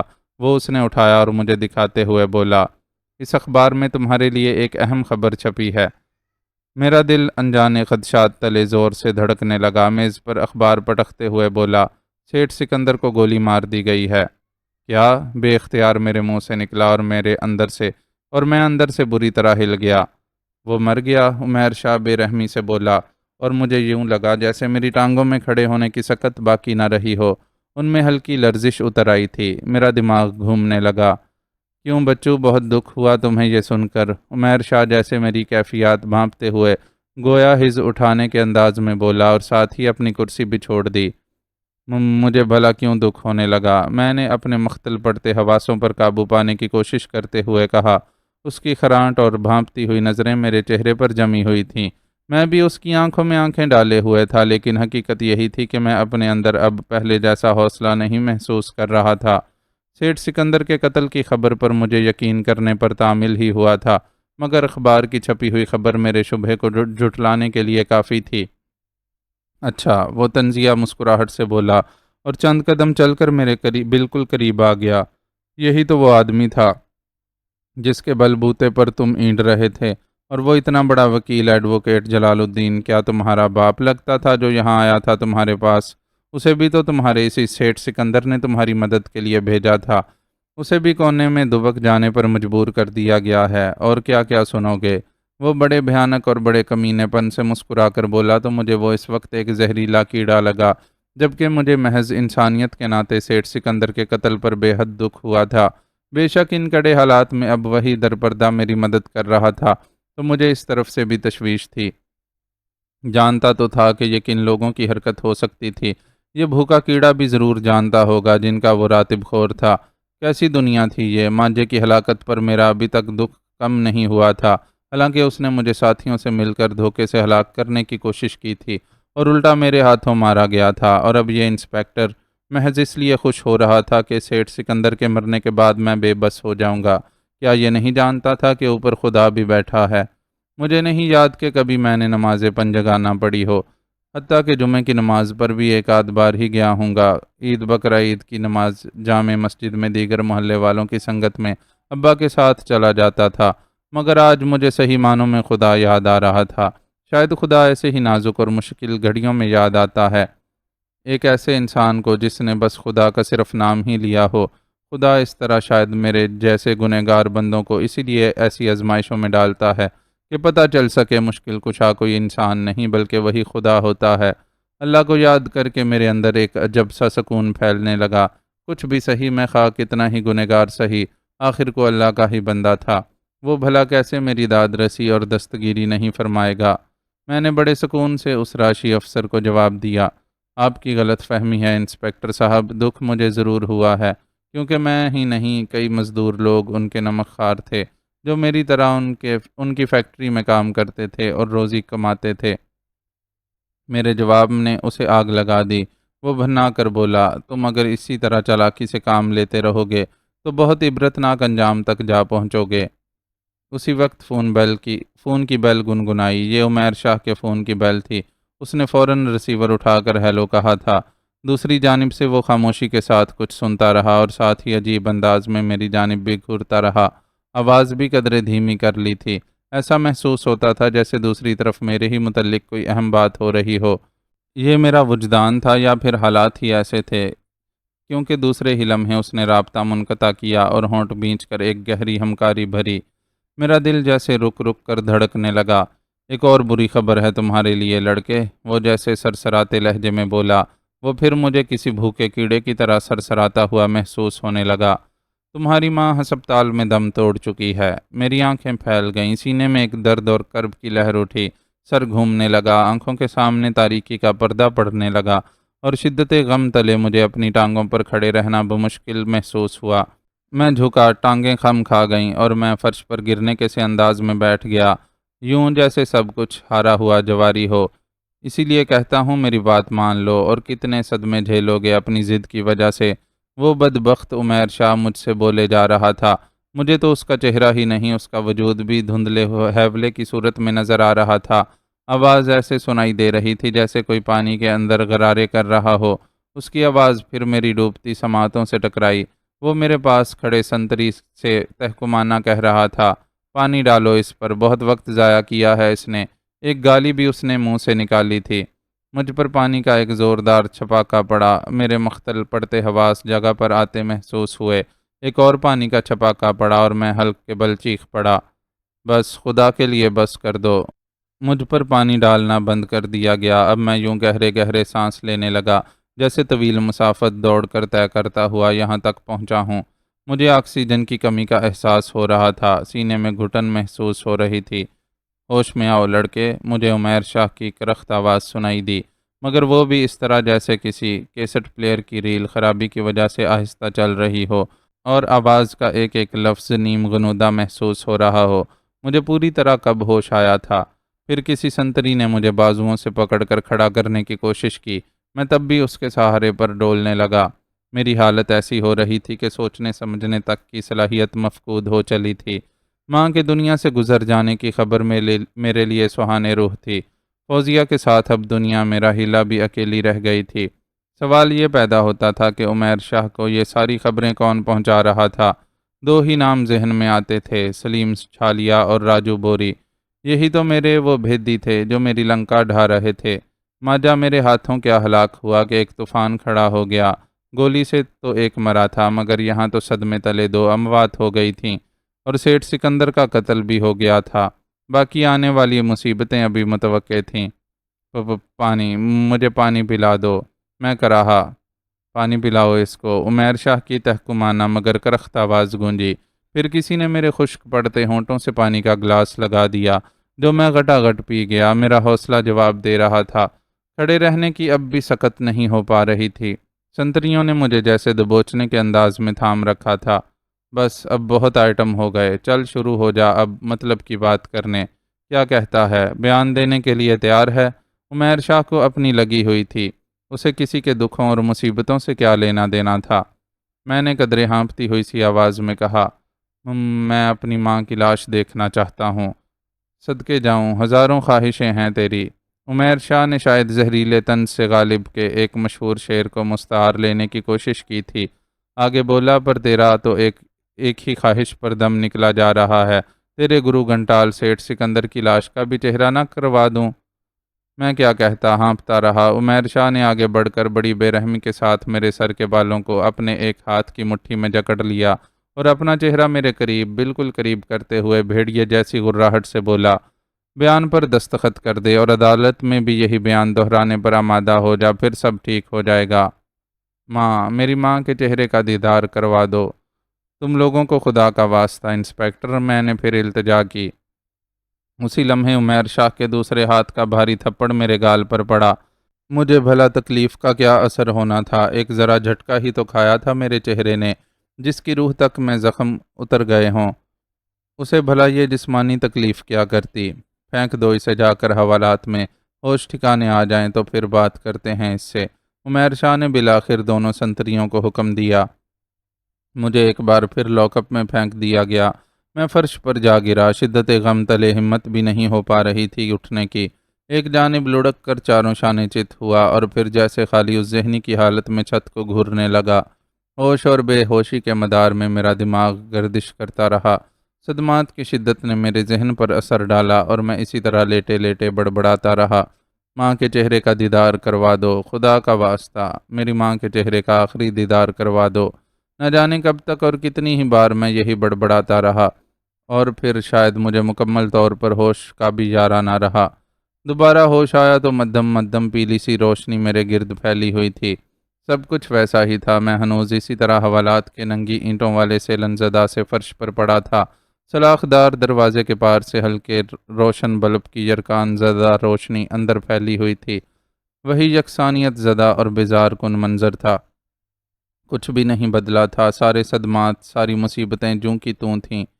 بس ایک ذرا نیند یا بے ہوشی کے وقفے کی مہربان ساعتوں نے اگرچہ ذرا دیر کو مجھے ان آلام سے آزاد کر دیا تھا، لیکن پھر ہوش میں آتے ہی دوبارہ بدروحوں کی طرح وہ مجھ پر آن چمٹی تھیں۔ صدمے کی شدت اور مصیبتیں انسان کو توڑ کر رکھ دیتی ہیں، یہی میرا حال تھا۔ مجھے ابھی تک اپنی ناتوانی کا احساس ہو رہا تھا، مجھے اب فوزیہ کے ساتھ راحیلہ کا بھی خیال آ رہا تھا۔ وہ دونوں اکیلی ہو گئی تھیں۔ فوزیہ کی آمد اور اس کی حوصلہ افزا گفتگو سن کر مجھے جو روحانی طاقت اور سکون ملا تھا، وہ ایک بار پھر مفقود ہونے لگا تھا۔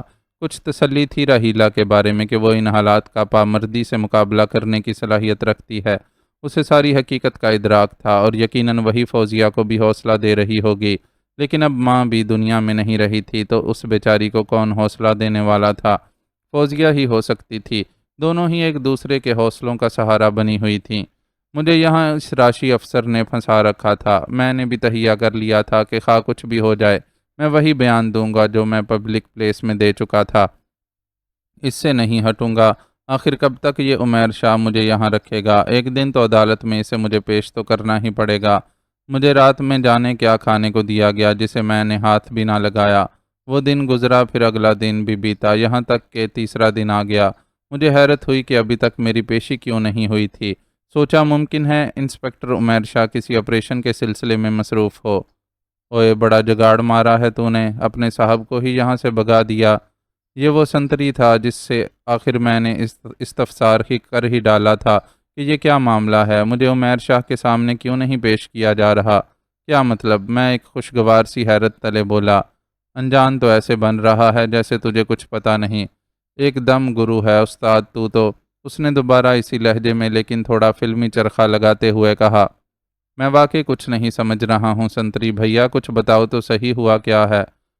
لے سن، وہ بیڑی سلگھا کر بولا، اپنے صاحب عمیر شاہ کا تبادلہ ہو گیا ہے اور اب اس کی جگہ کل ہی ایک نئے صاحب نے چارج سنبھالا ہے۔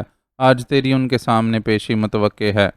اچھا، میں گو سے انداز میں بولا، میرے لیے کیا فرق پڑنا تھا؟ جو بھی اس سیٹ پر آتا اسے بھلا میرے دشمنوں سے ساز باز کرنے میں کتنی دیر لگنا تھی؟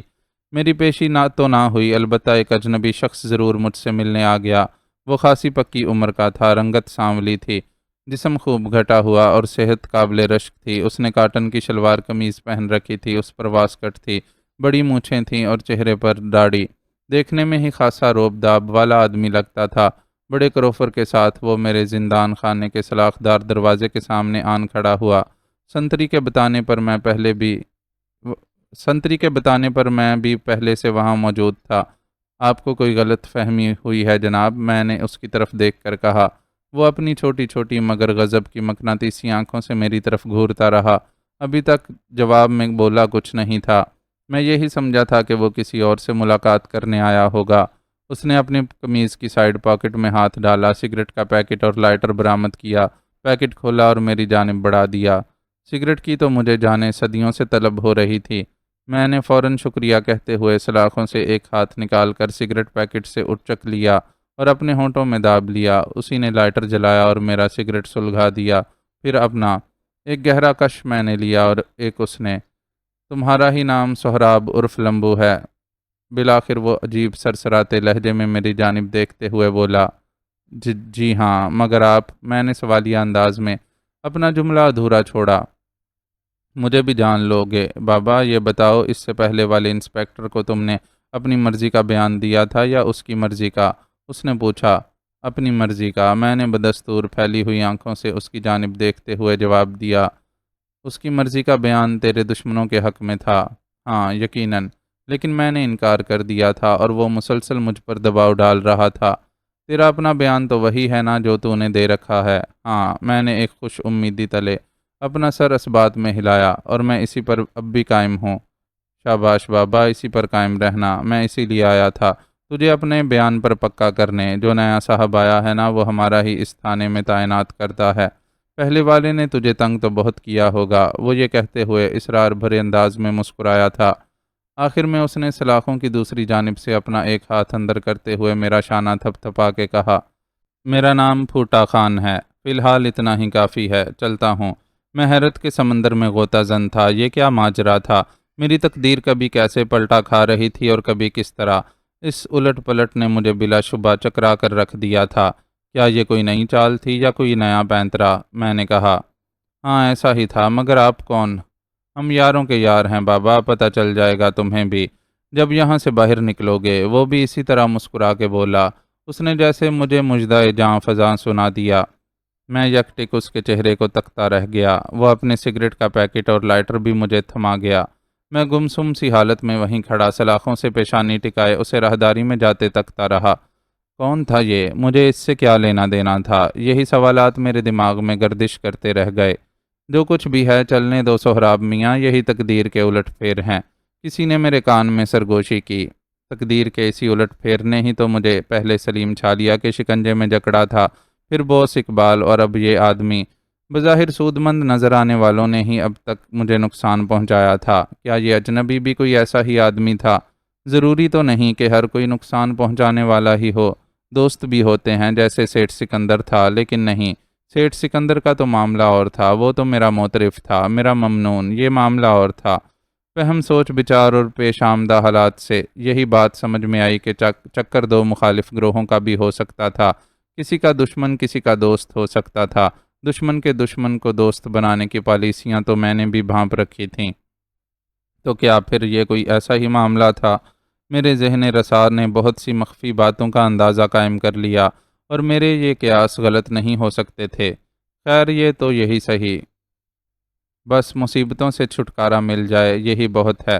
میں نے سوچا، اگر میری تقدیر اسی طرح مجھے فائدہ پہنچانا چاہتی تھی تو مجھے بھلا کیا اعتراض ہو سکتا تھا؟ دو مخالف گروہوں کے درمیان اگر میرا بیڑا پار ہو رہا تھا تو کیا قباحت تھی؟ بعد کی بعد میں دیکھی جائے گی۔ بہتی گنگا میں ہاتھ دھو لے لمبو، رام بھلی کرے گا۔ میرے اندر کسی نے معنی خیز سرگوشی کی۔ میں تو پہلے ہی تن بتقدیر تھا، اور اب مزید ہو گیا تھا۔ اگلے ہی دن مجھے جس نئے آنے والے صاحب کے سامنے پیش کیا گیا تھا، وہ ایک کسرتی بدن کا آدمی تھا، رنگت سانولی تھی۔ اس کا نام انسپکٹر دیدار شاہ معلوم ہوا۔ خلاف توقع وہ مجھ سے بڑی خوش دلی سے ملا۔ اس نے میری ہتھ کڑیاں بھی کھلوا دی تھیں۔ نہ صرف یہ، بلکہ اس نے مجھے دوستانہ انداز میں اپنے سامنے والی کرسی پر بیٹھنے کا بھی کہا، جبکہ اس کے دائیں ہاتھ والی کرسی پر وہی کل والا آدمی بھی براجمان تھا، یعنی پھوٹا خان۔ وہ بھی میری طرف دیکھ کر مسکرا رہا تھا۔ میں نے اسے بھی سلام کیا تھا۔ القصہ یہ دنیا کی سیرنگی تھی، کبھی خوبصورت، کبھی بدرنگی، اور کبھی سترنگی۔ عدالت میں میرا چالان پیش کر دیا گیا۔ ایک عدد وکیل صفائی کا بھی میرے لیے بندوبست کیا جا چکا تھا۔ مقدمہ چلا، کیس پر بحث و مباحثہ ہوا۔ فوزیہ کو بھی عدالت میں لایا گیا تھا۔ اس نے بھی کیس واپس لینے کی درخواست کے ساتھ بتا دیا کہ وہ پریشانی اور کم فہمی کے سبب انہی لوگوں کے دھوکے میں آ گئی تھی جن کی وجہ سے یہ سارا خونی واقعہ پیش آیا۔ لیکن چونکہ ایف آئی آر کٹ چکی تھی اور عدالت میں چالان پیش کرنا ہی پڑتا، اس لیے فوزیہ کا کیس کو اب واپس لینا آسان نہ تھا۔ تاہم اس کی کیس لینے کی درخواست جمع کروا دی گئی تھی۔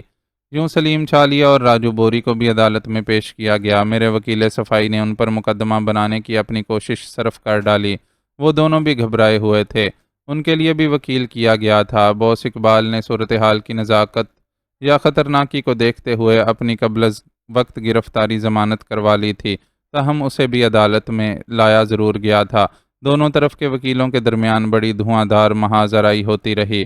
پہلی پیشی پر جج صاحب کے ریمارکس ہمارے لیے حوصلہ افزا تھے، جس پر انہوں نے تفتیشی افسر کو ٹائیگر ہاؤس کا باریک بینی سے معائنہ اور اس کی حیثیت جانچنے کے لیے پابند کر دیا، اور آخری فیصلہ محفوظ رکھا۔ میری ضمانت اب بھی نہ ہو سکی تھی، لیکن میرے وکیل صفائی نے امید دلائی تھی کہ مجھے پریشان ہونے کی ضرورت نہیں، جیت چند قدموں کے فاصلے پر ہے۔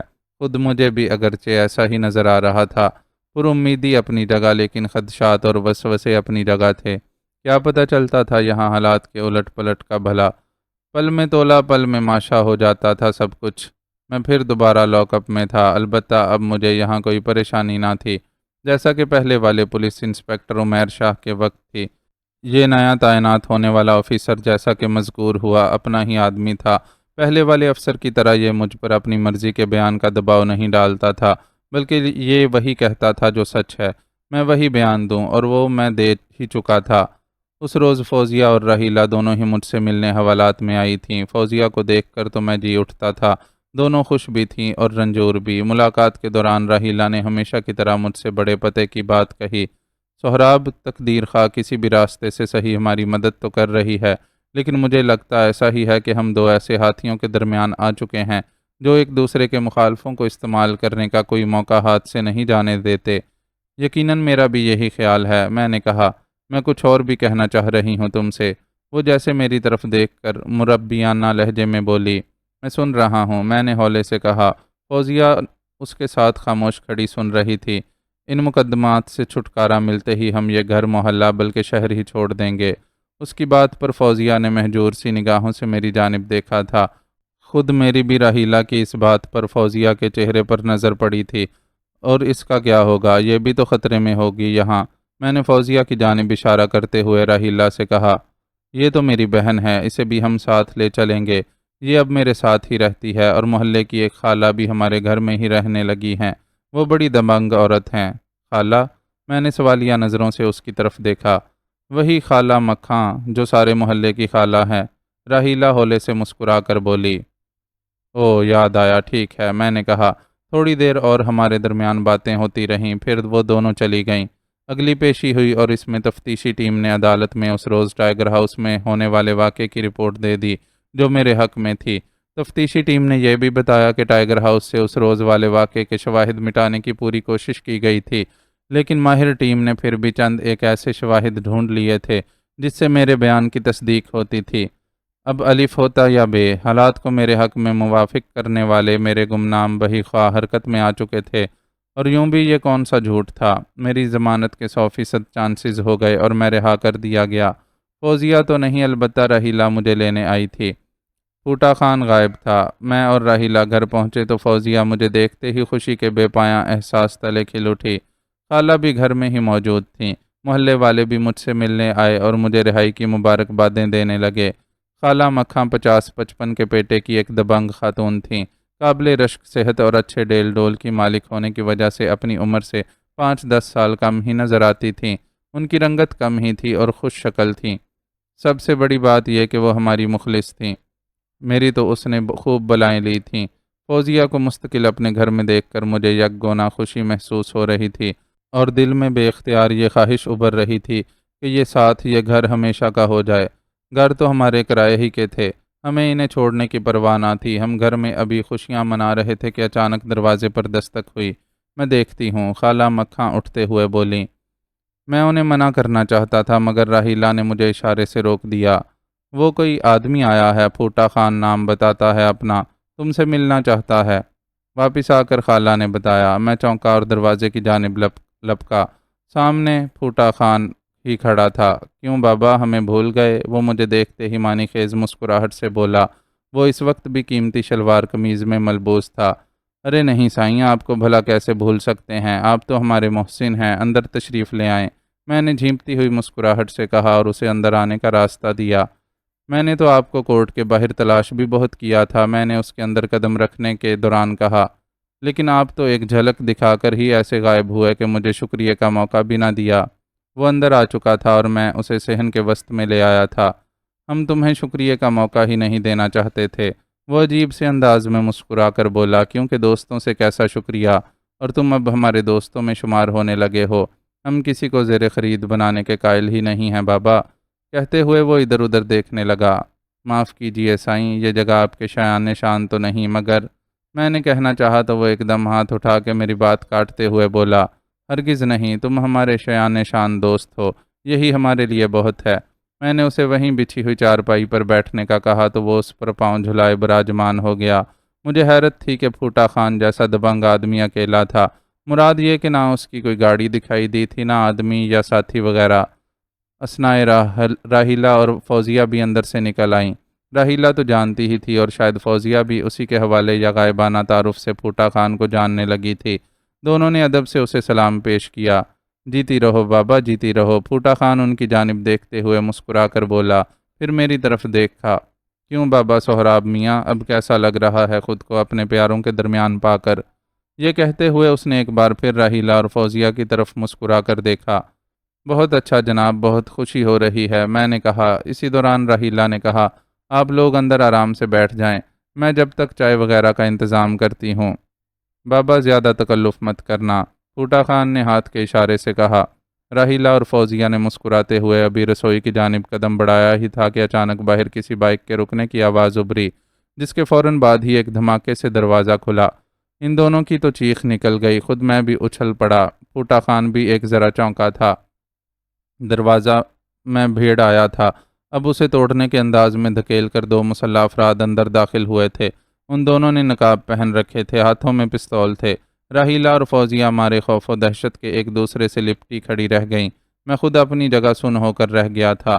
ان دونوں مسلح افراد نے اپنے چہروں سے نقاب ہٹائے تو میں بری طرح چونک پڑا۔ راحیلہ اور فوزیہ بھی انہیں پہچان کر گھٹے گھٹے انداز میں چیخی تھیں۔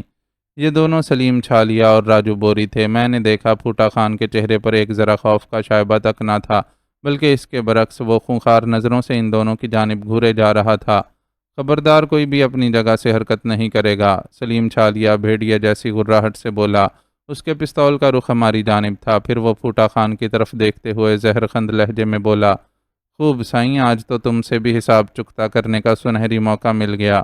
سلیم کے انداز سے ظاہر ہوا کہ وہ پھوٹا خان کو پہلے سے ہی جانتا تھا۔ تمہارے جیسے کل کے چھوکرے ہماری اوطاق میں چائے لانے کا کام کرتے ہیں، زبان سنبھال کر بات کر۔ پھوٹا خان نے بغیر کسی خوف کے اسے گھورتے ہوئے کہا۔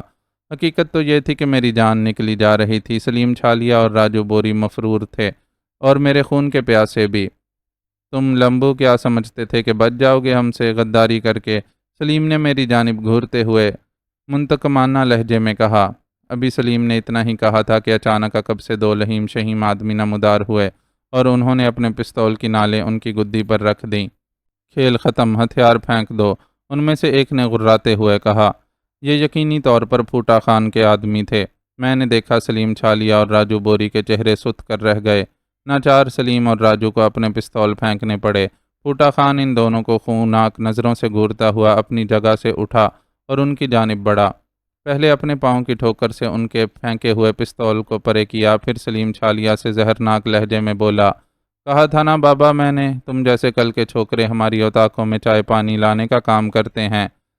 اقبال کے پاس ابھی یہی کچرا مال بچا ہے جو مفت میں کھپانا چاہتا ہے۔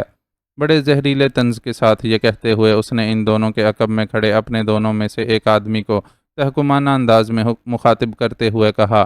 اڑے روشو، جانے دو انہیں، میری نظروں میں ان کی اتنی سی بھی اوقات نہیں ہے کہ ان پر گولی ضائع کی جائے۔ میں نے دیکھا وہ دونوں اس کا حکم پاتے ہی سلیم اور راجو کو باہر جانے کا راستہ دیتے ہوئے فوراً ایک جانب ہٹ گئے۔ وہ ناکام اور نامراد پلٹنے لگے تو پھوٹا خان نے دوسرے آدمی کو شاید کوئی مخصوص اشارہ کیا۔ وہ ایک دم حرکت میں آیا اور ان دونوں کو گردن سے دبوچ کر پھوٹا خان کے قدموں میں جھکا دیا۔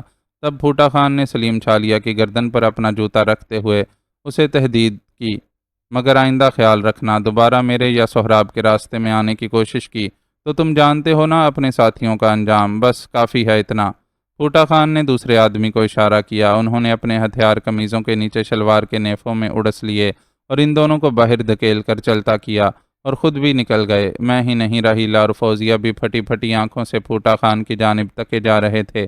وہ بڑے کروفر کے ساتھ چلتا ہوا ہماری جانب آیا اور پوری تسلی سے مسکراتے ہوئے بولا۔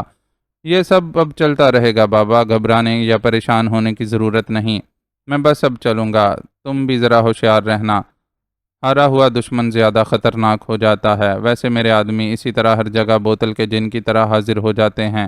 یہ کہتے ہوئے اس نے آخر میں میرا کاندھا تھپ تھپایا اور ہمیں اسی طرح ہکا بکا چھوڑ کر باہر نکل گیا۔ دونوں پستول اس کے اشارے پر اس کے ایک روشو نامی آدمی نے پہلے ہی اٹھا لیے تھے۔ اس کے نکلنے کے ذرا دیر بعد دروازے پر آیا تو وہ ایک سیاہ رنگ کی چمچماتی کار میں جا رہا تھا۔ اس کے ہمراہ وہی دونوں آدمی موجود تھے۔ میں جلدی سے اندر آ گیا۔ بڑا ہوشیار اور محتاط آدمی ہے، اپنے آدمی گاڑی میں کہیں قریب گھات میں لگا رکھے تھے۔ میں نے ان دونوں سے کہا۔ وہ دونوں اب سنبھل چکی تھی مگر فوزیہ زیادہ ہراساں نظر آ رہی تھی۔ یہ آدمی آخر ہے کون، کن لوگوں سے تعلق رکھتا ہے؟ راہیلہ بولی۔ پتہ نہیں، ویسے ان کی مخالف پارٹی کا ہی ہوگا، میں نے جواب میں کہا تو فوزیہ الجھے ہوئے لہجے میں بولی۔ اس نے ہم پر اتنا بڑا احسان کیوں کیا ہوگا اس کا کوئی مطلب ہم سے، ورنہ آج کل کون کس پر اتنا بڑا احسان کرتا ہے؟ راہیلہ کے لہجے میں روایتی تلخی تھی۔ مجھے یہ زر خرید نہیں کہتا، دوست کہتا ہے، میں نے کسی خیال کے تحت راہیلہ کو یاد دلایا۔ ایسے لوگ اسی طرح اپنے مطلوبہ لوگوں کو اپنی مقصد براری کے لیے شیشے میں اتارتے ہیں۔ راہیلہ بولی۔ کچھ بھی صحیح، اس نے بہرحال کڑے وقت میں ہماری مدد تو کی ہے، لیکن ہمیں راہیلہ بہن کی بات پر بھی غور کرنا چاہیے۔ وہ کون سی؟ میں نے سوالیہ نظروں سے فوزیہ کی طرف دیکھا۔ یہی کہ ہمیں اب جتنی جلدی ہو سکے یہ شہر چھوڑ دینا چاہیے، ورنہ دو ہاتھیوں کے درمیان پس جائیں گے۔ پھر ایک لمحے متوقف ہونے کے بعد وہ دوبارہ گہرے لہجے میں بولی۔ تم نے وعدہ کر رکھا تھا کہ وقت آنے پر ان جرائم پیشہ لوگوں سے کنارہ کشی اختیار کر لو گے یا پھر ان کی بیخ کنی کرو گے۔ میرا خیال ہے یہ لوگ قانون کی نظروں میں آ چکے ہیں اور اب باقی پھوٹا خان خود ہی سنبھال لے گا۔ ارے واہ، ہماری بنو رانی تو بڑی ہوشیار ہوتی جا رہی ہے، راہیلہ نے شرارت سے مسکراتے ہوئے کہا۔ فوزیہ جھینپ کر بے اختیار مسکرا دی اور میں بھی ہنس دیا۔ پھر گویا فوزیہ کی جھینپ مٹانے کی غرض سے بولا۔ ویسے فوزیہ کی بات غلط بھی نہیں ہے، اہم باتیں یہ نہیں بھولتی اور اس کا اسے ادراک بھی خوب ہوتا ہے، ورنہ تو میں ڈر ہی گیا تھا کہ جب یہ پہلی بار مجھ سے حوالات میں ملنے آئی تھی، لیکن خدا کا شکر ہے کہ اسے حالات کا اچھی طرح ادراک ہو چکا تھا اور اس میں تمہاری بھی عقل اور بیدار مغزی کا دخل ہے۔ میں نے آخر میں راہیلہ کی بھی توصیف کرنا ضروری سمجھا۔ سلیم اور راجو کی یہاں جارحانہ آمد سے ظاہر ہوتا ہے کہ وہ ہمارے پیچھے لگ چکے ہیں۔ اب ہمیں آج کل میں خاموشی سے نکل جانا چاہیے۔ راہیلہ نے آخر میں سنجیدگی سے کہا۔ ہم کل دن میں نکل جائیں گے۔ سرے دست کوئٹہ چلے جانا بہتر ہوگا۔ اس کے بعد کسی مستقل ٹھکانے کے لیے سوچ سمجھ کر کسی اور شہر کا سوچیں گے۔ تم دونوں بس اپنا مختصر سامان سمیٹ لو، میں صبح ہوتے ہی بینک کا ایک چکر لگا آؤں گا۔ دونوں نے میری بات پر صاد کیا۔ رات کا کھانا ہم نے اکٹھے کھایا۔ راہیلہ اور فوزیہ دونوں اندر کمرے میں سو گئیں۔ میں صحن میں آ کر چارپائی پر لیٹ گیا۔ اگلے دن صبح جاگا تو دروازے پر دستک ہو رہی تھی۔ راہیلہ اور فوزیہ بھی جاگ چکی تھیں اور شش و پنج میں مبتلا تھیں کہ دروازہ کھولیں یا مجھے جگائیں۔ میں چارپائی پر اٹھ بیٹھا اور انہیں اشارے سے ایک طرف ہٹ جانے کو کہا۔ وہ رسوئی کے قریب کھڑی تھیں۔ میں چارپائی سے اترا۔ ذہن پر شب گزاری کی کسل مندی طاری تھی۔ جوتیاں پہن کر میں دروازے کی جانب بڑھا اور اسے کھولنے سے پہلے پوچھا، کون؟ دروازہ کھولیں، مجھے سہراب سے ملنا ہے۔ باہر سے ایک نسوانی آواز سنائی دی۔ یہ آواز مجھے شناسا محسوس ہوئی تھی۔ میں نے فوراً دروازہ کھول دیا اور سامنے نظر پڑتے ہی بری طرح چونکا۔ معزز ناظرین و سامعین، لائک، کمنٹس اور شیئر ضرور کریں۔ شکریہ۔